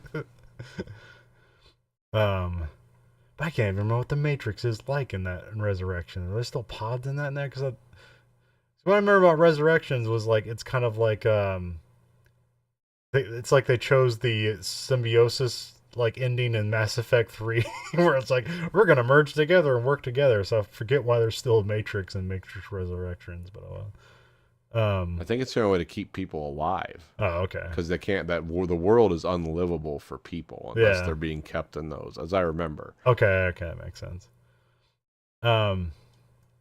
Yeah, because like if you freed everybody, then like how are you gonna take care of everybody? So. Yeah, because Zion wasn't it was a better place to live than on one of those ships, but not a lot better. It was just big parties that happened occasionally. So yeah, he explains also that they usually run from the agents because everyone who's ever fought an agent has died. He says that their weakness lies in that they're being bound by the rules of the Matrix, which it seems like they ignore the rules of like the real world in the Matrix, but they don't have enough creativity to go beyond that, kind of breaking the rules. Like the agents can only bend the rules, they can't break them, whereas people presumably with the right mindset can break the rules. Well, yeah, agents are confined by their own programming. Yeah. So they don't ever get outside those parameters. And eventually one does. And it creates a lot of problems, but yeah, and we get the lines like, "Are you trying to tell me I can dodge bullets?" And he's like, "No, Dio, I'm trying to tell you when you're ready, you won't have to." So more foreshadowing. Then Morpheus gets an alert. They go back to the real world, and then Nebuchadnezzar They're being chased by a sentinel, which is kind of like this squid-based machine that's meant to search and destroy people. Which it's very evil looking. Has like 80 red eyes and so. Bunch of tentacles. Yeah, yeah. Um, I mean, yeah, they still took like a lot of like design off of like Terminator stuff. They just made it like more and eviler. Yeah, they made it redder. and Instead of the eyes being red, it was like every joint in the body had red light emitting from it. yeah, and it's just completely unhuman too. So that's like because at least the T2 exoskeletons, it's still like human esque, but it's still like a nightmare. But so they tuck the ship in a hole somewhere and they turn off everything on the ship and ray the EMP. Everyone like holds their breath as a sentinel passes by. Like it has like a hand that pops out and has like a listening device or something or whatever. But it passes by and they escape from this. And so yeah, they talk about like the EMP is the only thing they have to fight machines. But like if they use it, then they just destroy their ship too because it shuts everything down on the ship too. So again, foreshadowing that this will come back as as something dire. Then we cut to Neo walks up next to Cypher and like scares him, which I don't know if like Cypher was like selling somebody out here, but because Neo doesn't know how to look at the Matrix screens, he doesn't see the betrayal or anything like that, or if he's just looking at porn or whatever. But Cypher talks about like something about like the image, what do you call that, like modifier, but the thing that interprets images is like too much. So like you just look at the Matrix and like the line of the code dropping down like rainfall, which he says now he can just interpret it as an image in his head by just looking at the falling letters and words and stuff like that. Yeah. Which here apparently Neo doesn't see, but they do have like they have him like they do like a Matrix 3D Matrix vision at the very end of the movie. So it's like, oh, Nate, now he sees it. This is also where we get where Cypher says like I know what you're thinking. Why oh why didn't I take the blue pills? And then Neo like kind of laughs and drinks some awful alcohol that they have. He says it's too good, which he says only good at two things: killing brain cells and decreasing an engine. So, this also is like, so you're here to save the world. What do you say to something like that? Which is good. Which is like, Cypher's like, that's kind of like his dilemma. It's like, he was also here to save the world. And it's like, that's not happening, man. Then we cut to Cypher's in the Matrix. And he's making a deal with the agents while eating steak. And here we get the, like, get another thing about like, how do I know what steak tastes like and why is it so good? And here you realize that ignorance is bliss, which is another great line from here. Because in the real world, he couldn't get steak. Yeah. He's eating like, I don't know, rice and tapioca pudding or whatever they eat. They all eat the same thing. And they drink kerosene. But yeah, he the deal he wants with the agents is he doesn't want to remember anything, which, like, I don't know if they've explored that ever since, the idea that they can erase people's memories. Yeah. Because I don't think that's ever happened, and it's brought up here, but I don't think it's ever happened in the Matrix, has it? And no, they were probably just going to lie to him and kill him. Yeah.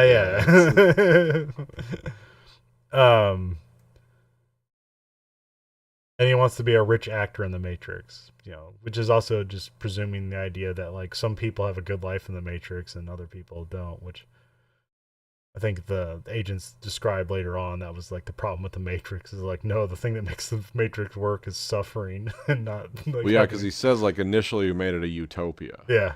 And it's like it didn't work because people rejected it immediately because they couldn't stand to be happy, or it was some line like that. Yeah.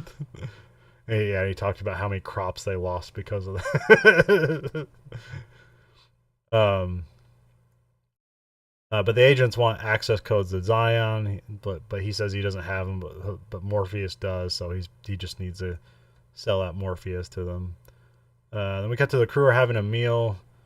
Yeah, this is where it's just like slop. It's like some kind of like milky oatmeal going on here, and they talk about like what taste means in the Matrix, because the guy's talking about like, you ever had tasty week and tasty wheat? And he's like, yeah, but, or he's like, no, but technically never have you. And he's like, that's exactly the point. It's like, he's even saying like, maybe the machines couldn't figure out how like chicken tastes like, so that's why everything tastes like chicken.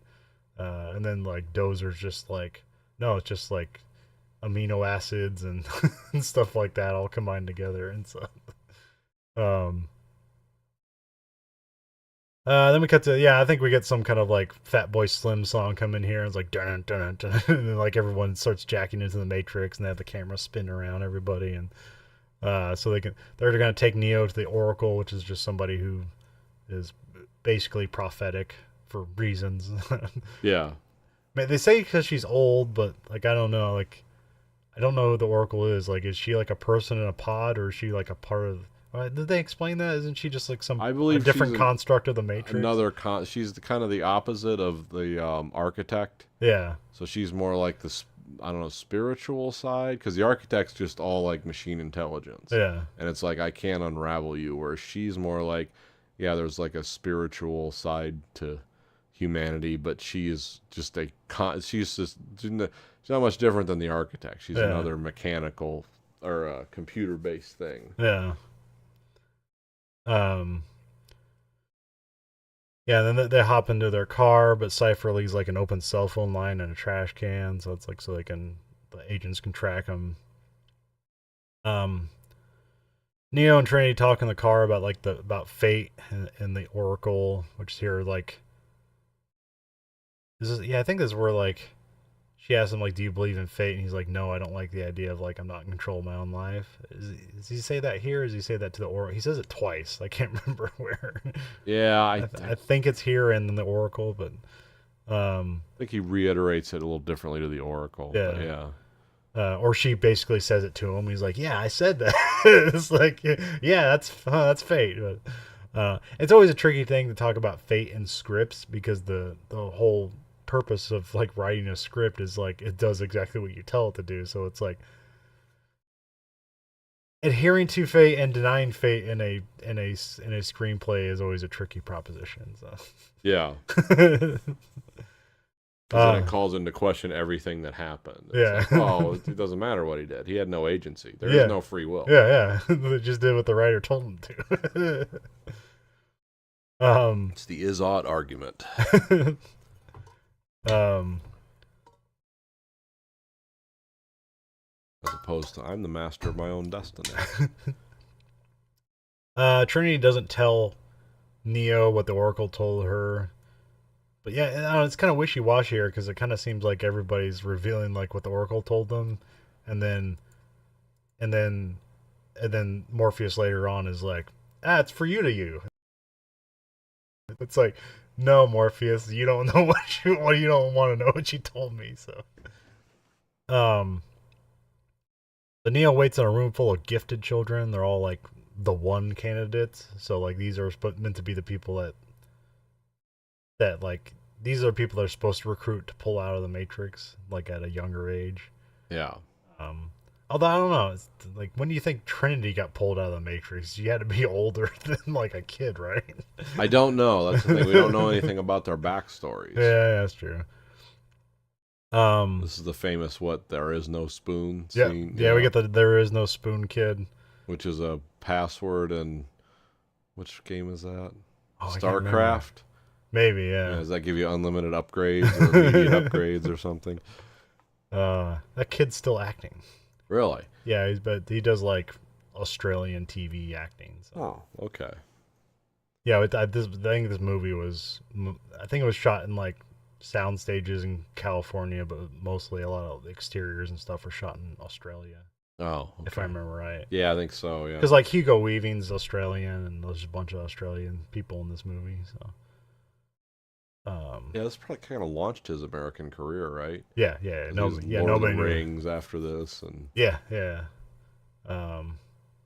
He got a couple. The Lord of the Rings one was pretty big. He was in the Captain America movie. Did a bunch of stuff. I think got tired of it and kind of just went back to Australia. Yeah, I mean, I think he made his money. Yeah. He was in a cool Australian movie called The Interview, which was sort of like a It's kind of like a another version of The Usual Suspects, only it involved two people Huh. recounting something. And yeah, I can't remember it all, but yeah, it was two guys in a room, so it's basically a play that's filmed, and like you got to be really good as an actor to carry it off, and he did. Well, I think the biggest thing he did was I think it was a movie called Desert Queen where he's like a cross dresser and like in like a lounge act or something like that. Okay, Because I remember it was very similar to that. What was that? To Wong Fu and Back, Thanks for Everything, Julie Newmar or something like that, where they had like Kurt Russell and Wesley Snipes like as cross dressers, and okay, there's something in the air at that time. They were there was a doing. lot of that going around. um. Uh. Oh yeah. So yeah, Neo's brought to the Oracle finally. She's just like a kindly lady who's baking cookies, Yes, which is just fun because it's it's everyone's grandma. yeah, yeah. Well, also just like it takes the edge off of it. It's like it's not super serious. It's like, well, it's cookies, and I'm gonna tell you something, and you either care about it or not. Here she hints at like, or she says something like like you're cute. I knew she would like you, and then like Neo's like what, and then she's like, oh, you're dumb, because this is hinting at that Trinity likes Neo. Yeah, Um, um, Oh, here she says, yeah, no one can tell you you are the one. So it's like all kind of like circular logic about like, is he or isn't he? Uh, then she basically like gets him to say for himself that he's not the one. So she doesn't say it. So it's like, that's the kind of the trick here is that they lead people to say their own things. So like, really, the Oracle doesn't tell you anything. You just like say something out loud. It's like, I guess it's that. Um, but she also says he's got the gift, but he looks like he's waiting for someone, which again you don't know what that means. But also said, but here's actually the real reveal: is he says one day he'll have to choose between his life and Morpheus, and so that's like another binary that he's given. It's like this is the choice you have. Then we cut to the team makes it back to the abandoned warehouse or whatever, to disconnect from the Matrix because there's all this also another thing where it's like they have cell phones, but the cell phone is only used to guide you to a landline. So there's like specific spots in the Matrix where you can only jack out of it. What that physically means, no idea. yeah. But metaphorically, you got to get to a landline to get out of the Matrix. Um, Neo has a sense of deja vu where he just sees like a cat walk across the room and do the exact same thing. And he's like, "Whoa, deja vu!" Which just alerts everybody. It's like, Yeah, no, that's which is kind of a cool crossover because everyone has these thoughts. It's yeah. like, is that deja vu? And now you're like, oh, there's a glitch in the matrix. uh, and so yeah, they were like, yeah, that means the agents have changed something, which basically means like, yeah, they start to find like when they look for exits of the building, they've all been bricked up, which that's what the chain, and also the hard line gets cut, so now they can't get out through that building. We see Mouse is trapped in a room, and then he just like opens up a big case and it has like these giant auto shotguns in it that have like 40 rounds, and he starts firing away at the cops, and he just immediately gets killed. And so we see him like his blood all over the place, and his body move like he's getting shot in the back of the Nebuchadnezzar. Um, So it does make sense they use the Dark City sets. Why is that? Oh, because the buildings just changed because Oh they're being yeah, manipulated. yeah. Then Morpheus calls Tank to get like blueprints, which I'm presuming like now they have the blueprints on how the building's been changed, um, so they can try to escape. So now the team are like crawling down sewer pipes like in between the walls to try to escape, but they're moving very slowly. They're trying to be silent about it. Um, and then like Cypher gets dust kicked on him, which I don't know if this is convenient or like intentional, because then he starts coughing and sneezing. And then one of the cops just starts shooting at him through the walls, and then that cop like kind of takes cover, and then he gets taken over by one of the agents. And then I think one of the agents trying to grab Neo, and then like Morpheus just breaks the wall to like tackle the agent to keep so they can all get away. But more important that Neo gets away.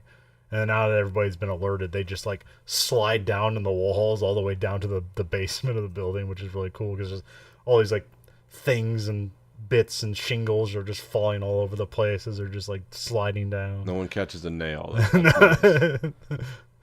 um, then we have Agent Smith and Morpheus fight, which Morpheus just gets beat up pretty easily by Agent Smith, and but then he leaves Morpheus for like a bunch of the cops to just like beat him up. Yeah. Which like 15 guys come in with like rods and just beat him up. So then we see Cypher gets to a hard line, which is a bunch of moments where it's like Cypher just disappears from people's visions, and they're like, "Hey, what happened?" So it's just building like, "Oh, this doesn't make sense," and it doesn't. So Cypher's able to get to a hard line. He gets out of the Matrix, and the rest of the team are like trying to get their way to a hard line. Then Cypher on Nebuchadnezzar shoots Tank and Dozer with like a lightning gun or whatever. I guess that's either a tool or it's meant to fight like the squids. I'm not sure. I think they do use them to fight the squids later. You Okay. see people using them. Yeah. But here it's all used to shoot people. I don't know, Yeah. but I'm not sure if I can't remember if they use them in other movies. Because what they use in the other movies to shoot the squids is just a giant mech with a huge two huge guns on it. So. Yeah, they use the lightning guns on the deck when the guys that would go reload the ammo back into the mechs. Oh, okay. The guys would use the lightning guns to get the squids off, because assuming the mechs were low on ammo, Okay. they would need that. I do remember seeing them again. It seems like a weird weapon. Yeah. It's like it just fires lightning in like random arc. It's not like a focused weapon. Yeah, it's not even like a proton pack. Yeah.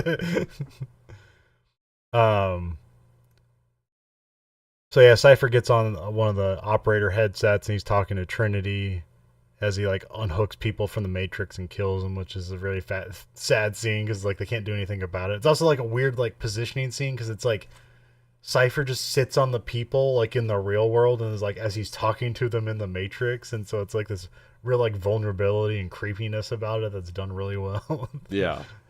Yeah, it makes you hate him a lot.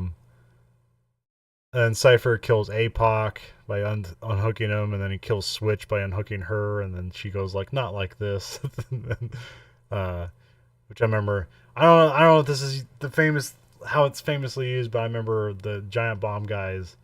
They'd always like join an MMO as it was being sunsetted, and so like as they joined the Matrix Online because they were sunsetting it. They were stopping the MMO, and so they joined like a month before they set it out, and they named the feature "Not Like This." Oh, okay. As the Matrix ends, which like all the people in the MMO like gather together at this point as like just the server turns off, and it's like very anticlimactic. Which is actually like a bunch of stuff like the Wachowskis made that like canon, like all the stuff they did in the MMO, because that's where they have like the death of Morpheus like happens in the MMO, and that's why he's not in the fourth Matrix movie. Oh, okay. There's canon there, but some people throw it in or out. I don't know, it was an interesting game, but I never appreciated MMOs. So. Yeah. But yeah, they're mostly fantasy stuff, so I appreciated the Matrix because it wasn't fantasy, and like, but I don't even think I tried it. I think I tried like the Star Wars MMO, and then I didn't like that, so I was like, well, if I don't like this, I'm not gonna like any. Star Wars is pretty accessible.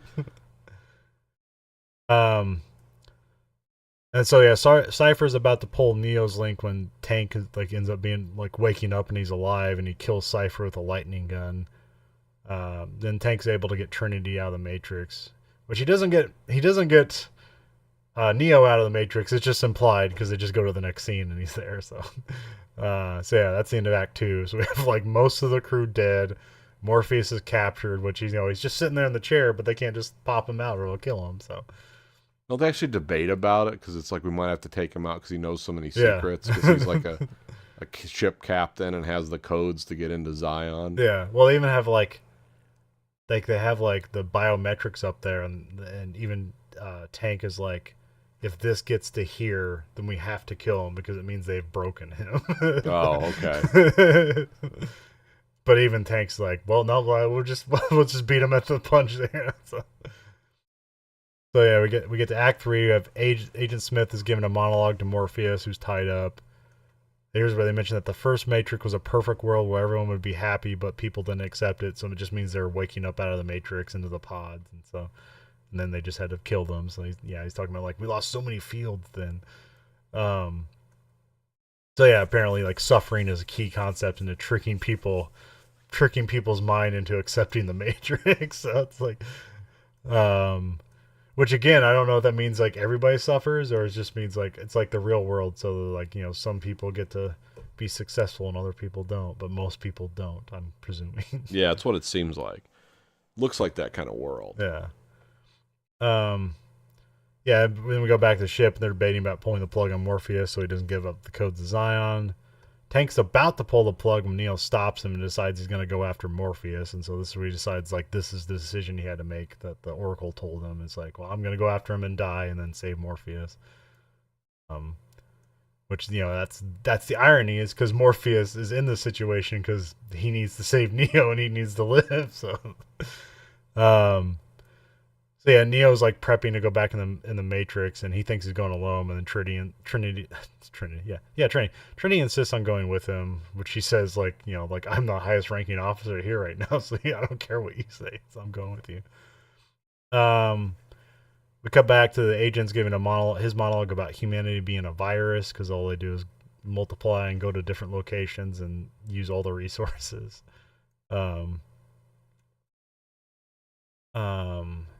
That's where he talks about no, I think that's later on. Then we cut back to Neo and Trinity, where we have the cool thing where you just have like miles and miles of like shelves of guns that just like whoosh in. Yeah. It's like we need to prepare. Yeah, it's because it's like, well, what's the line is, what do we need? He's like, guns. Lots of guns.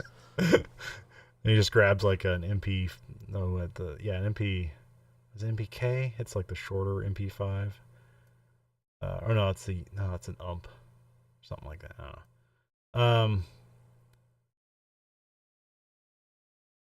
Then we cut back to they talk about the serum isn't working on Morpheus, so Agent Smith wants to be left alone with Morpheus, which the other agents are kind of like taken aback by this. Like, wait, what? Like, why do you need to be left alone with him?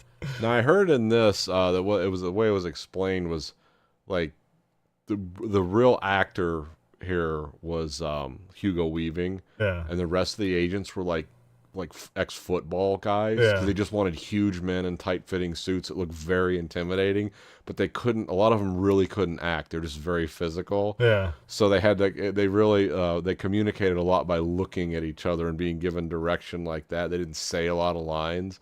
And I guess as the movies go on, that gets more ridiculous because the guys get bigger and bigger, and it's like, well, that's not a real person, They just look like cartoon characters at that point. It was like Conan the Barbarian in a suit. Yeah. Well, did they ever have like other agents again in the other Matrix movies? I think they did in the second one. Because I mean, obviously they have Smith in there, but he's like basically a different thing now. But I remember just like the people they're fighting in Resurrection, not Resurrection. What's Reloaded was like the Merovingian, who are like different things unto themselves. Yeah, they had other agents in there. Okay. But then when Smith would show up, they said they called it like the Renegade is here or something. They would. Oh yeah, he starts taking over all the other agents and right. multiplying. All right, that's it. Yeah. Because they always did the Secret Service thing when they were getting information from the Renegade is here, and there was like 2 agents.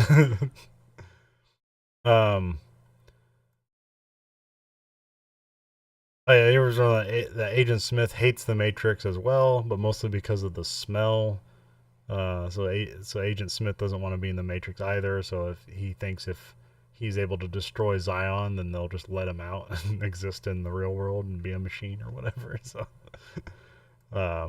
which is an interesting concept because it means that like these machines can have a divergent and different purposes and like counterintuitive to what they were designed to, which is interesting. So, well, I always assumed, for me at least, with Agent Smith, that he had actually started to go crazy. Yeah. Even before this, It's like he really didn't have a plan. He despised his existence so much. Yeah. He's like, I would be. I think he was almost like nihilistic. Like, I just, if this all ends and I get destroyed too, well, cool. I don't have to live like this anymore.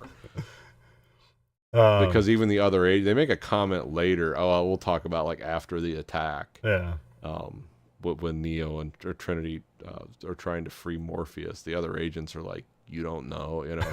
He's like, "What?" You know, because they can already tell like he's coming unwound in some Yeah. way.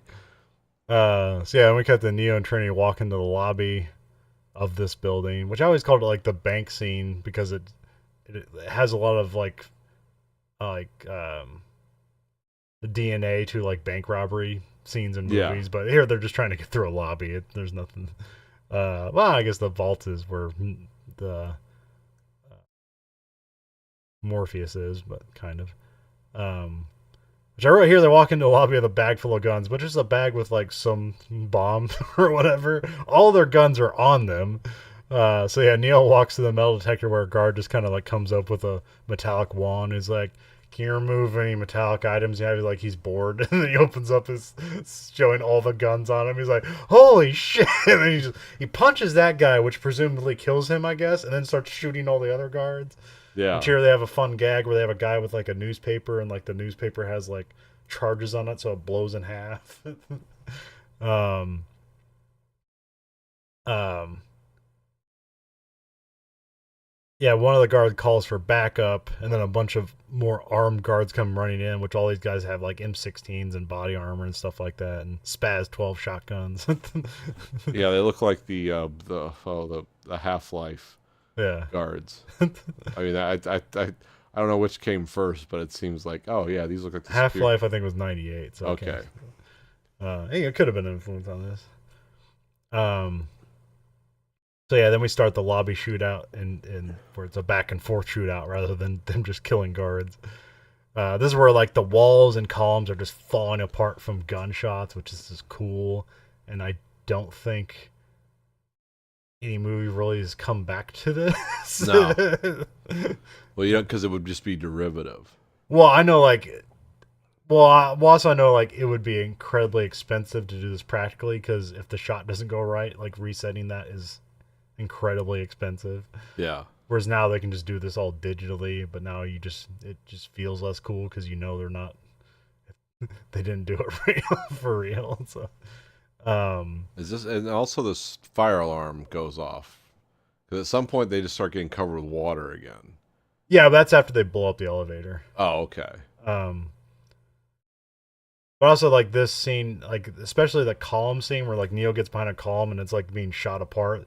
Like that's basically straight out of Ghost in the Shell when she's fighting the spider tank at the end of the movie. Oh, okay. So a lot of this is pulling straight out of Ghost in the Shell. Um, let's see here. Yeah, Trinity does her like run up the wall, but it's like forward, and she does like a forward side flip off the wall. So it's parkour stuff. Looks really cool. Yeah. You know, like to what end? I don't know. It just looks really cool. Yeah, you see Neo like running in slow motion, dual wielding. He runs out of ammo, and then he does like a cartwheel to pick up an M16, and then does another cartwheel to shoot people while he's cartwheeling. We get a cool like where Trinity does like she kicks the shotgun over like the guy's head, and then like it flips right behind him into her hands and just shoots the guy in the back.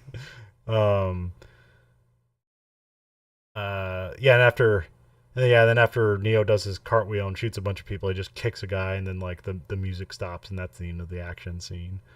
Then Neo and Trinity get in the elevator. Which again, is this probably the coolest action scene in the movie, or I don't know. Probably. It's definitely one I watched a lot. So. It's not really that long, but it lives really long in your mind. So it's like, oh man, they did all that cool stuff. Tell it took a long time to choreograph. Yeah. Yeah, Neo and Trinity get in the elevator, and then we cut to the other agents come back in the room with an accusatory look, like, what are you doing? This is also where he has his earpiece out, and then they say, like, have you not heard? And he's like, what? So, which, I don't know, again, here the logic is presumably they know there's somebody in the lobby, but they're not, like, they're not taking over people down there, but presumably also Neo and Trinity killed them too fast for them to hop into any body. So Yeah, there seems to be like a delay sometimes in response. yeah. Um, then we come back to the elevator. Trinity opens up the duffel bag and just has some kind of weird bomb in it. This is a Joel Silver movie, so this feels very like out of Die Hard. Yeah, yeah, it does. So they get on top of the elevator, they shoot all the cables off the elevator, and then they get flown up to the top of the elevator shaft, and then the bomb blows up, and this is really like you see the lobby just gets filled full of like fire and everything, and they do it in slow motion. They have like the door bouncing around, which this doesn't look that great, but it's still fine. It's a cool idea. Yeah, it's like The Matrix, so it's basically a video game. So anything can, if you can say it looks weird because it's The Matrix, it's not expecting, it doesn't know how to render this. But that's what that because when that fire goes off, that's when like all the sprinklers turn on, especially in Morpheus's room. So now they're extra mad about that. It's like now we got rain in here. Then we cut to Trinity and Neo are like fighting on the roof. An agent shows up. Neo tries to like shoot it, but like it dodges. So you see it like split off in 4 different ways, like it's moving too fast. And then the agent shoots back at Neo, and this is where you get like the big bullet time effect where the camera spins around Neo as he like does like the slow motion dodge where he's like bending from his knees backwards, and like he misses most of the shots, but then like 2 kind of graze him, and then the agent walks up and he's kind of like mystified by it, and it's like no, does he say it?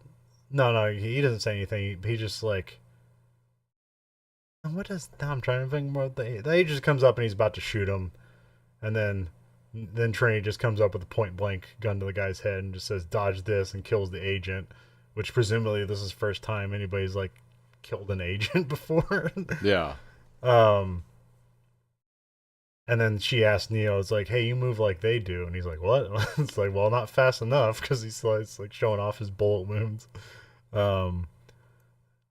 Which I guess the fun thing here, or I'm not sure it's fun. There was like multiple trivia sections about the jacket he's wearing.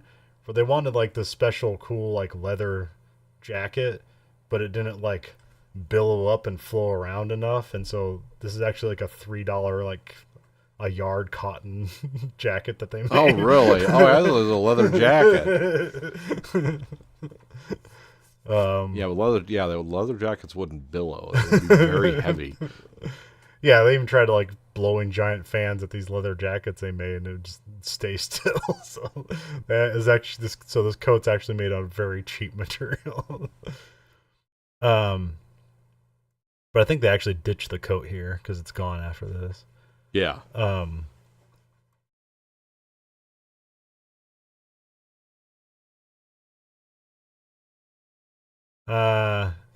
Then Neo asks Trinity, he's like, can you fly that? And there's a helicopter there. One of my favorite scenes in the movie.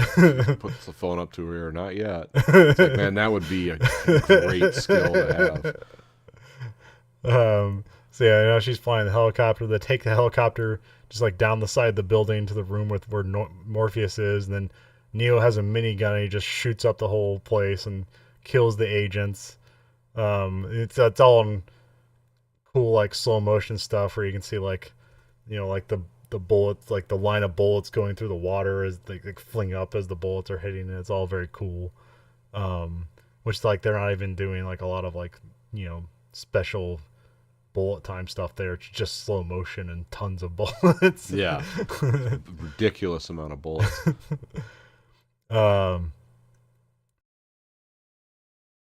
And then Morpheus is kind of slow to get up, or he's got his eyes rolled in the back of his head, so he's like, how screwed up is he? But like, I guess he senses Neo's there and he like kind of comes to life. He breaks his cuffs by screaming. Even when he breaks it, it's like that chain link doesn't seem like that big of a deal to break, but he's like struggling so hard and screaming. But we just had a minigun fired over his head. Yeah. So probably freaked out. The agents like take over some bodies and they kind of get in the next room, and so Agent Smith is like firing at him as he's like as Morpheus is running for the helicopter. So he ends up like hitting Morpheus in the leg with one of the bullets, but he's like fires through a wall to hit him. So, well, it just seems like he'd like shot him in the middle of the leg, and it's like that would have just broken his his entire leg. But here it just seems like they play it off as like it's a grazing shot. Got shot with a 50 caliber Action Express. And just a flesh wound. It's all state of mind. So yeah. Then the chopper takes off, and then like an agent gets like some shots at them on the helicopter, so now the helicopter's compromised. Oh yeah, well yeah, Neo had to like because Morpheus wasn't gonna make the jump, and Neo like was tied off to the helicopter, and he jumps out to meet him like halfway and grabs him, and they start. So now they're dangling from the helicopter as Trinity takes off of the helicopter. So they get near one roof, and they drop off Morpheus there, and then Neo is still tied to the helicopter because he's trying to like keep Trinity alive, and so like the helicopter like falls like towards a building. She's able to grab the rope at like the last moment and like shoot it to get it off because that's just how you break ropes in this universe. You just shoot it off. Yep. I feel like they don't do this enough. This is really cool. I'm not sure how they did it, but like the helicopter crashes in the side of the building, which looks like it's basically just a computer effect. It's like, well, that looks weird. But then there's like this implosion of glass that's like shot through another pane of glass as she like hits the building very Die Hard again. Yes. So there's like multiple different panes of glass breaking on different planes of existence, and yeah, it's very very this cool. one because the helicopter hits it and the glass like moves in a wave. Yeah, yeah. And then they all shatter Yeah. immediately. 'Cause it's like the shock wave moving through the glass. It's super cool. And then Glass actually does do that in slow motion. oh, okay. Yeah. Um, Usually reinforced glass. I'm not pop bottles, no, but um, because and like Neo gets like dragged towards the edge of the building, and his feet like hit right at the edge, and he's able to hold on to Trinity and pull her up. Um,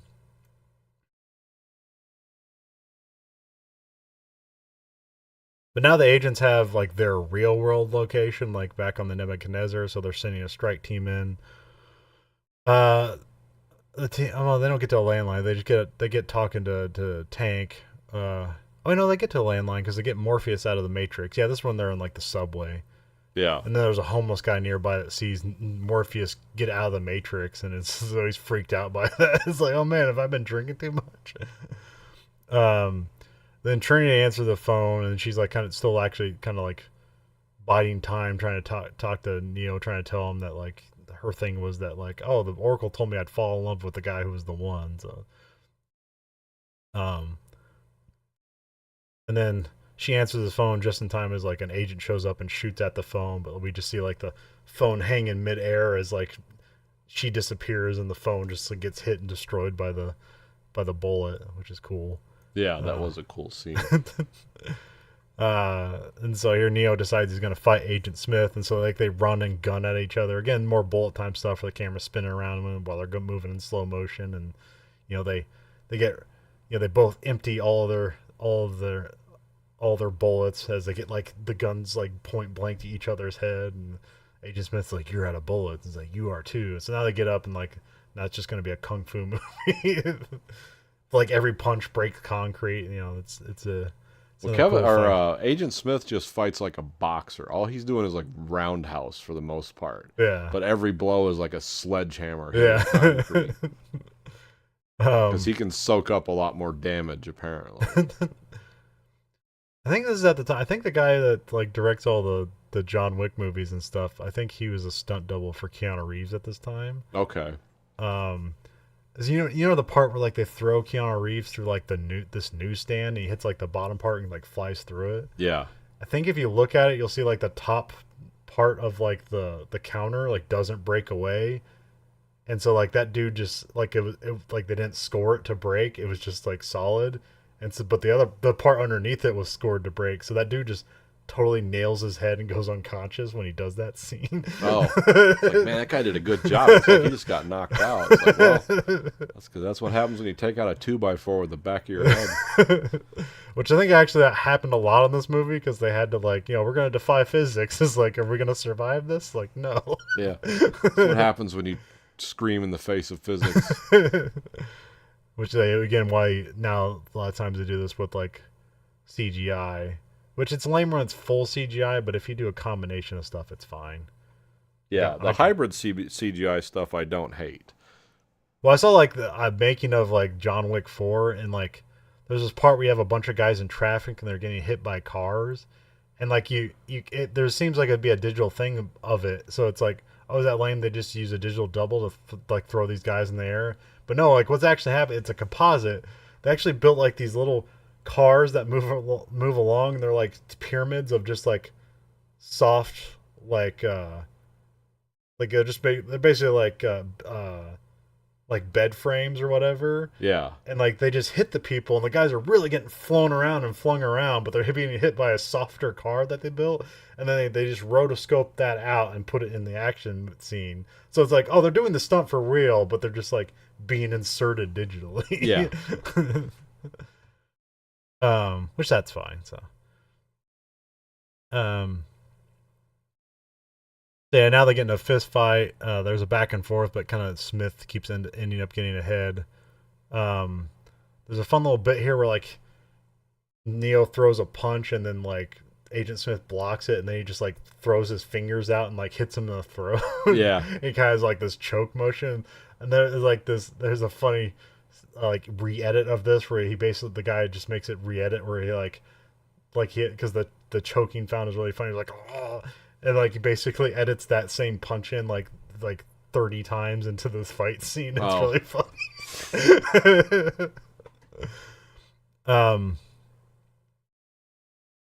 But then Agent Smith like throws Neo into like the subway train tracks, and the subway's coming in, and then Neo kind of like gets him on his back and like jumps up into the wall and knocks Agent Smith kind of like out for a bit, and then Neo's able to jump onto the platform, and the Agent Smith gets hit by the train while he's kind of like balancing, trying to like not get hit by the train as he's like barely on the edge of the platform.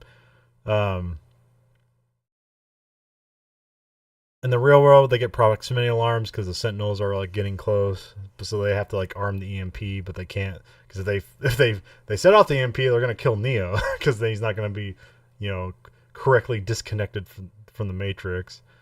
So yeah, and the subway train stops, and then like another Agent Smith comes out, and this is where Neo just like starts to run. He's like, all right, well, I don't think I can fight this guy anymore. So he runs out, he just grabs a random guy's phone. This is where like just Agent Smith just keeps taking over people. Like the fun little bit where like he runs through a kitchen, and like you see a little old lady making food, and she's got a knife. He's like, ah, and then you see the knife like hit the wall. It's like, oh, he took over the little lady and threw a knife at him. Tank's trying to talk Neo to a landline, but the agents keep appearing out of nowhere. The Sentinels have found the ship, and they're like breaking their way in, which I don't know how big this ship is because they seem to like pretty easily peel apart the ship, but it takes them forever to get in. So yeah, they're shooting like lasers out of their mouths, yeah, ripping the ship apart.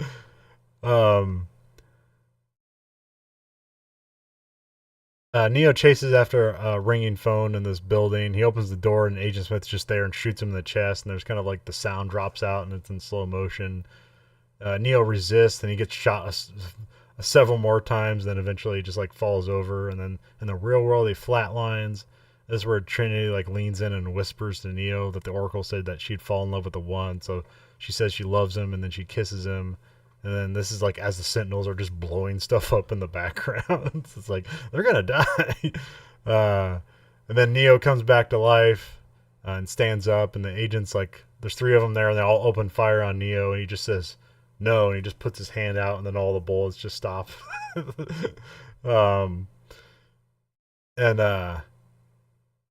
Yeah, this is where we get a quick shot where we see like kind of a point of view of Neo, and he just like sees the whole like 3D image of the Matrix, like with the falling Matrix rain or whatever, like as the code.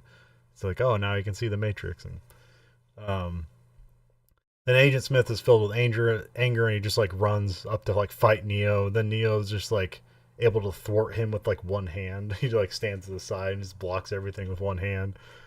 Then Neo just jumps inside Agent Smith, like just disappears inside his belly button, and he just blows him up from the inside. And the other agents just comically look at each other and run away. Yeah. It's like, I'm not having any of that. But still, Neo has to run back to answer the phone as Morpheus has to blow the EMP as they're like one of the Sentinels that comes in is like directly in front of Neo and it's about to kill him and they hits the EMP. But then we get Neo's revealed to be alive and he's out of the Matrix and he kisses Trinity. Then we cut to a blinking cursor again, which is exactly how the movie started. Neo's like calling the Matrix. I don't know, whoever's listening, and he gives them a warning that he's coming for them. Then we get a pull out of the phone that Neo has at the was he on a landline or is he on the cell phone? I can't remember. I think He's on a landline. Yeah, because he hangs it up. Then we get "Wake" by Rage Against the Machine plays, and then Neo like looks directly into the camera as he puts on sunglasses, and then we cut to the cameras. Then he looks up in the sky.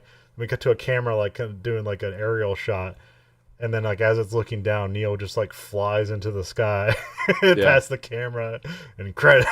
It's like, well, now he's Superman. So that's the end of the Matrix. It's like a hell of a journey and a great third act. Yeah.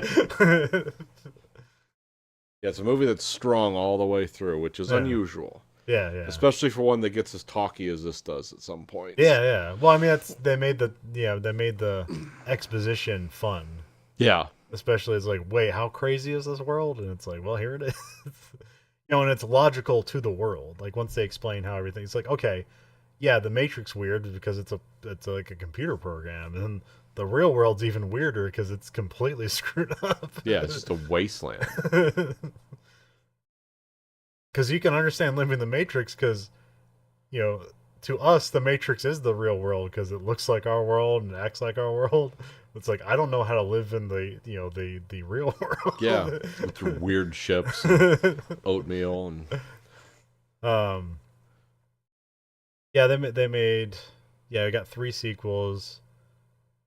I think the next year Lord of the Rings came out, and that's when everybody got enticed by the like, oh crap, that was a huge success. We should also start shooting movies at the same time. Oops. Keep talking. I'll be right back. Because I believe they shot Reloaded and Revolutions like back to back, which was crazy and expensive, but like they were released like a year after. Actually, I might have released like within half a year of each other. And I'll just go to standby right now.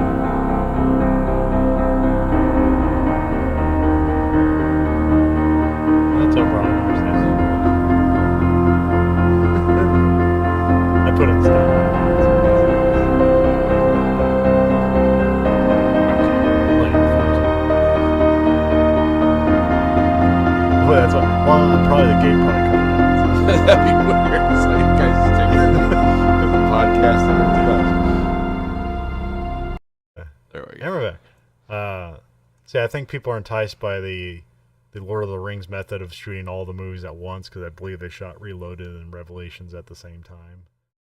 Because I think they were released like within like 8 months of each other. Yeah, it was pretty quick on the next two.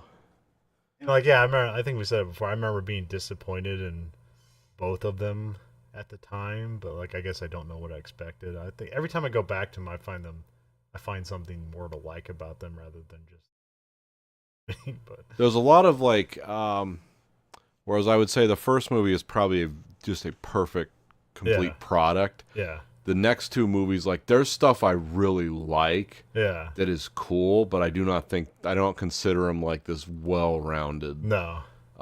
spherical story that like, oh yeah, I really like this through and through. I like the weird stuff with the Merovingian in the second one and the freeway fight and the big Yeah. brawls and just Neo. It's like, oh, he's this ridiculous character now of infinite power, but now he's fighting people that are just as nice. He's like fighting hundreds of people now Yeah. simultaneously, and it's pretty well done for the most part. And then the Matrix Revolutions is like, it's mostly in. It's like, oh, we're just gonna do things in the real world that Yeah. are also insane. Like we're going to fire full power deck guns and have mechs at holes in the ceiling. And we're also going to have a shootout on a ship where it's just, oh yeah, can these things defend themselves in other ways besides EMPs? It's like, oh yeah, they have a lot of guns on them, and they'll just run through the tunnels and just destroy this seemingly endless army of very video game, very Yeah. side-scrolling video games of the 80s and 90s type action, but not nearly as like the cool factor kind of is gone at this point. It's just you just have to keep jumping the shark until Yeah. it's like, well, what are we going to do now? Kill God? What's next? Where does this end? Well, and the Animatrix preceded both those movies, which that was a good. Well, it's kind of weird because I think the first two episodes on the disc are the only thing that are canon, and everything else is kind of like those what if scenarios where it's kind of like a creator's take on the Matrix that didn't act. Because there's that one where it's almost like a 1930s detective, Yeah. and so like yeah, it's a cool look, but like it's not canon. um, and And the then exposition with the architect in the second movie was pretty. It's like the anti-Morpheus yeah. architect, Whichever, like, or dialogue. it's like fun, but also it's completely up its own ass. That was like one of the few things in those sequels. I think it was actually in Scary Movie 2. They spoofed it with George Carlin as the architect, and Yeah. they have him in the chair, and he's just like moving. It's like, oh yeah, they did a good job of ripping that one. um, but yeah, they did have the Enter the Matrix video game, which also preceded the Reloaded coming out, which had like extra footage of because there's like Ghost, who's like Jada Pinkett Smith, Yeah. who she was a replacement because the other lady died in a plane crash that was supposed to play that character. Oh yeah. Didn't the Oracle die from the Yeah, first she to the did too. second one? Yeah. But it was like a young singer who was like getting into acting. She died. Yeah, what is it? It was in Queen of the Damned.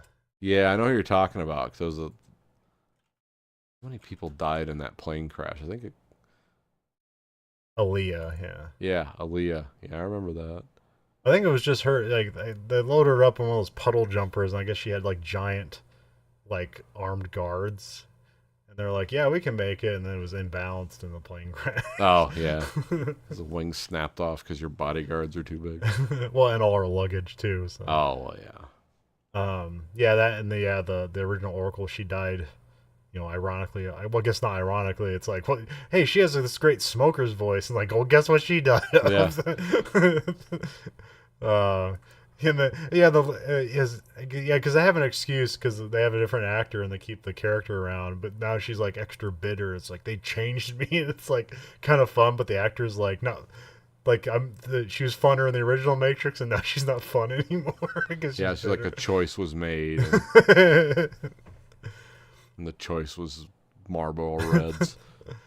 um, But yeah. So you got some extra footage in that game, which that game's not great, but it does what you want, where you can run up walls and shoot people. So I remember playing it. Yeah, but once you figured out the game mechanics, you could just pretty much interchangeably do it with everything, and yeah, so the challenge never upgraded. yeah. So it was like that's kind of silly. But there was some. They did have like kind of like DOS hacking stuff where you could open up like kind of extra, like hidden Easter eggs. That was kind of fun. Yeah, for the Uh, time it was sort of cool. Yeah.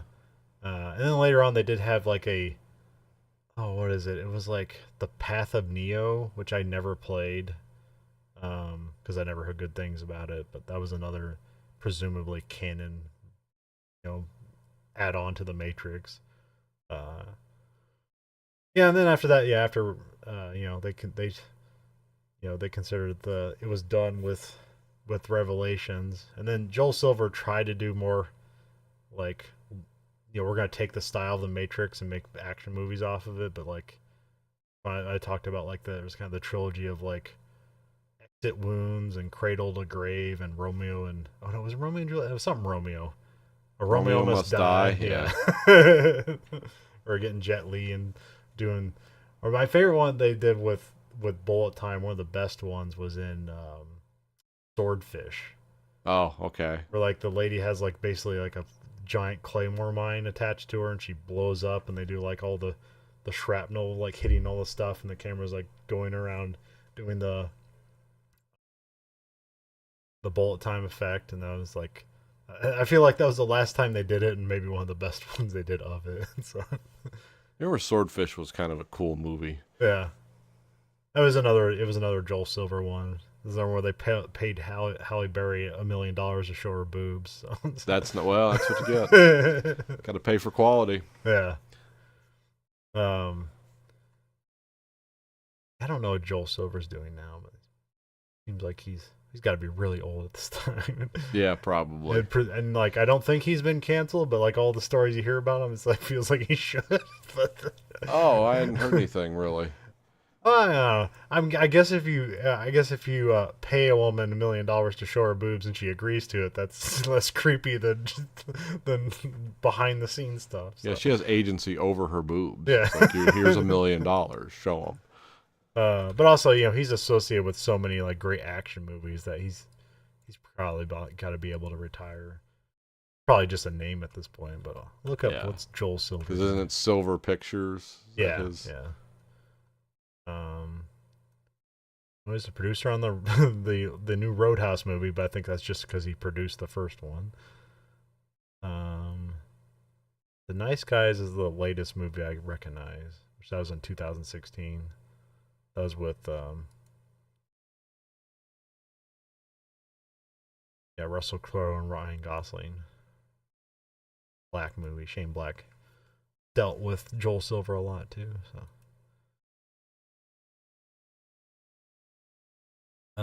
What other? Well, yeah, of course he had Resurrections, which came out in 2020.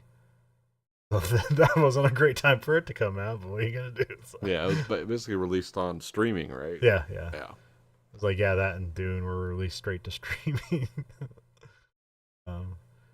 That time where people are like celebrating that, it's like, yeah, look at this, I get the big movies right in my home. I remember the Dune. I watched them both at home, yeah, but I remember. Like, yeah, that was kind of cool to watch that at home, but I think I would have liked to see that on the big screen. Yeah. Or also that's when they had the like extra long cut of Justice League come out, which that was crazy because they basically did a recut of that movie and spent like $50 million on it, but I guess they made up all that money for the Max subscriptions they got, but I'm not even sure that matters anymore. So. Yeah, I don't know what any of that means now. Yeah, they seem to want to get people back in the movie theaters to get that revenue stream up and running again. So, well, yeah, now that we don't have 0% interest rates, all the venture capital money that was going into streaming services now, once the interest rate goes back to zero, then for some magical reason, all this VC money will start to make sense again. Yeah, I don't know. This seems to be like this is what companies do, or the thought process is that you dump all this money into something and make a lot of promises. And then you'll see growth, but you're not making money. But then once you build the name, then you just like gut it and see if it can just float on its name and just be this zombie of a company. Yeah. Like get rid of all the talent there, get rid of any training exercise and stuff like this, and like how dead can we make this thing generate money with? So. Yeah, I don't understand any of it really very well, but I definitely don't understand how entertainment works. Yeah. Because it used to be, it's like, well, how does Hollywood work? Well, Hollywood is irrelevant now. It's not. That's just a place where things were made. Now it's just some strange industry where you've merged tech and entertainment, and it's all some kind of money nonsense. Yeah. So it's like it doesn't matter if it makes money. It's like, how does that work? Also, I remember there was like people like complaining with the with Furiosa not making a $500 million. It's like, well, that's the end of movies, and it's like, well, no, I just don't think adults want to go to movie theaters anymore. Yeah. You're still gonna make your $1 billion off of children's movies. That like that whatever that Despicable Me it's about to come out. I'm pretty sure that's probably gonna make a $6 billion or whatever. Oh yeah, it'll make more money than the GDP of a medium-sized third world country. Yeah, I think the litmus test for the rated R movies because they have that Deadpool Wolverine movie coming out, so I think that'll probably do well and that'll probably save it. So because I think both those movies were like broken records for how much money an R-rated movie can. yeah, and I like how they go out and like Ryan, or what's his name, Ryan Reynolds. Ryan Reynolds, yeah. Yeah, is make this PSA about, hey, don't take your kids to this movie. It's an R-rated movie, and like all kinds of kids go and see that. Yeah. It's just telling the parents, like, well, this is what you're in for. Yeah, we warned you. Yeah, we've told you, but please spend your money. Yeah. But then the warning is enticing. It's like, what don't they want them to see? No, come here, kids, see this. This is what they're hiding from you. Which is just dick jokes and violence. So. Yeah, I mean, I remember we almost got blocked at sausage party because I brought my son and his friend. She's like, are you the guardians of these children? Yeah, I am. Do you know what's in this movie? Yeah, I do. I know what's in this movie. I do. You don't want to bring your kids to this. Like, I already paid for the tickets. And we saw it, and it's like, it was just like, it was gross and vile, but no more. It was just an uncensored, like, South Park with not as much talent. But it's like, okay, did this change your world any? This lady was actually horrified. Like, you gonna bring kids to this? Like, yeah. Do you know what the internet is? You know what these kids have seen? What these eyes have seen? Which again, like Sausage Party isn't a good movie. It's just No. You want but it looks like a cheap Disney film that's doing nothing that a Disney film would do, which is kind of fun. So. Yeah, that's the fun part. Is it's actually making fun of. Like animated movies. Yeah. That are like seem kid friendly with a really dark and awful premise. And of course, weirdly, there's a lot of convergence ideas, especially the same year, because Existenz came out the same year, which is basically kind of the same concept of like you're going into a video game world and then very fleshy Matrix. But yeah, very different kind of applications of it. But I mean, at the end, you get at the idea is like, hey, is this the real world or not? So it's getting at that. And then there was the 13th Floor, which it was another computer simulation movie where you could jack into it. They're like creating the 1950s kind of thing, and then like some guy like got killed by like some guy in like a serial killer or something in there, and then like he comes back out into the real guy's body, and then he's like all confused about like, wait, that wasn't real. So, I don't know if you've ever seen the 13th Floor or not. I remember the 50s motif. I think it has Vincent D'Onofrio in it, and I can't remember who else. So it's not a terrible movie. It just came out at a time where like The Matrix was a better movie. So and they had Dark City around. It came out before. But it was another like, oh, reality isn't reality. Yeah.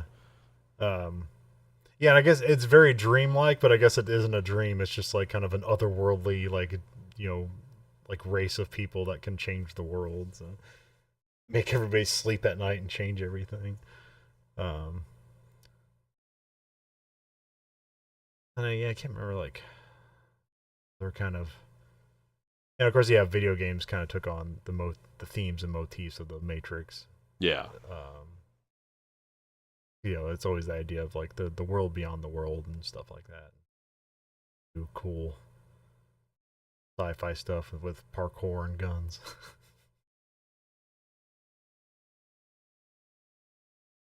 I guess that's. Yeah, it was a movie heavily influenced by Japanese animation, sci-fi. Oh yeah. And kind of bringing that to life. And the Bible and creation stories and all kinds of other stuff. And then after this, Wachowskis did a lot of weird movies, and that this has kind of been the most successful thing they did. But I know that like people really like the Speed Racer movie that they did. I watched that once to say I could, and And I did enjoy. I didn't think I would because I mean I know what that is. I know it's a Yeah, cartoon, but I didn't know much about it. yeah. But I did kind of enjoy like The there was some love for that in Yeah, there's this. a lot of cool stuff in that movie, and it's just played kind of honest and straightforward, so it's hard to hate it. But it is kind of goofy and weird. Yeah, But I always like the cars that are. They basically have like weird Hot Wheel tracks and like cars doing like these reverse 360s to turn around a corner. That's like, well, that doesn't make sense, but that's really cool. it looks great. Probably very hard on the suspension and transmission, but it's um, and then I never watched the was it Jupiter Ascending? I only heard terrible things about that. I But watched it once and it's like I can't believe like the people that made the Matrix thought this was a good idea because it's yeah. like they can obviously make movies. It's like I don't know what happened here. Uh, but you hear so many ideas about it, and every idea just seems like they went with the wrong idea. Yeah, I could see that. Yeah, there's people that want to will that into being a good movie. Like, no, if you frame it this way, Yeah. it's subtly genius. It's like, nah, it doesn't come across that way. Um. What was it? Atlas was it called? That was pretty cool. Oh yeah, yeah. What was Atlas? Not Atlas Shrugged. No, not that. I mean, that's interesting too if you want to read about like political. Yeah, they Cloud Atlas. Cloud Atlas. That one was actually kind of cool. Which Very dark. that was like a co-direction because that was like the Wachowskis and Tom Tickver, which that's the Run Lola Run guy. Okay. So that they did. Yeah, 'cause that was almost like a series of vignettes. Yeah, because it's different times and they kind of have like themes that blend together. Um, I think and I think Lana Wachowski did Resurrections and Lily was off that. Yeah, that's right. Yeah, there was only one of them Oh. did it. I'm not gonna get that, but like if you look at the things, like they're all about transhumanism. So it's like, what is a person? It's like whatever you want it to be. Yeah. So it makes sense. um, but yeah, they're completely reclusive people. So you only know about them when their artwork comes out. Which Yeah. I don't really. I know they did that Sense8 show, and that was about it. Like that's the last kind of heard of them. So Well, I know is all I need to know is they gave me the Matrix, and I'm fine with that. Yeah. It's like subtle, it's a generational. genius. Yeah, It's a once in a lifetime generational movie. So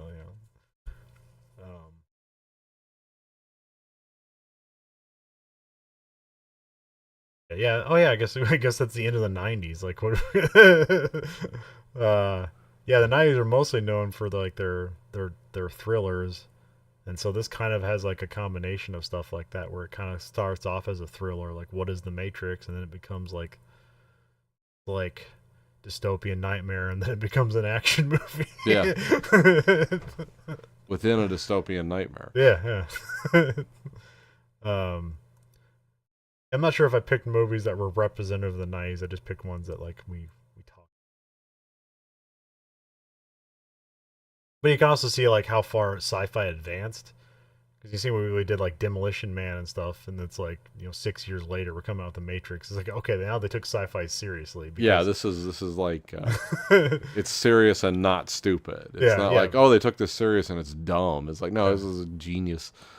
I mean, because Demolition Man has some good stuff to it, but it's like mostly it's a lot of it's embarrassing and not taken seriously, and even more so with Free Jack, where that's just like, and that's just how a lot of sci-fi movies looked back then and how Yeah. they acted. It's like, we'll just put a bubble on it and call it sci-fi. Well, I think when we were talking about Free Jack is like those were movies of a kind Yeah. back in those were very specific to the 90s, yeah, where it's like not a big budget but names are in it, and we're going to throw some ideas around. They're not going to have the highest production values, but they're going to look good enough. yeah, And if we can pack enough people in the theaters, I don't know if rental yeah. I think it's like, I think that's why sci-fi movies got made, because they were good for rental, but they weren't given big budgets because Yeah. that's as good as they were. Because sci-fi movies can look expensive, but like they didn't really have that big of budgets.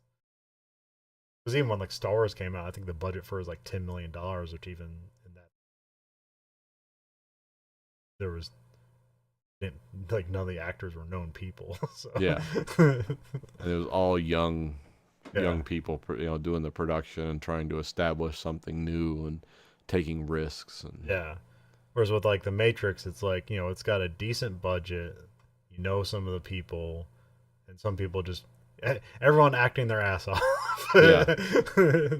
Doing as much as they can with the little as they're given. So. And the directors and the writers and the the stunt people and the choreographers and the camera people, everyone's like bringing their best game to like what can we do that you want to do but no one would think of doing, and no major studio is going to give us $100 million to do this. What could we do?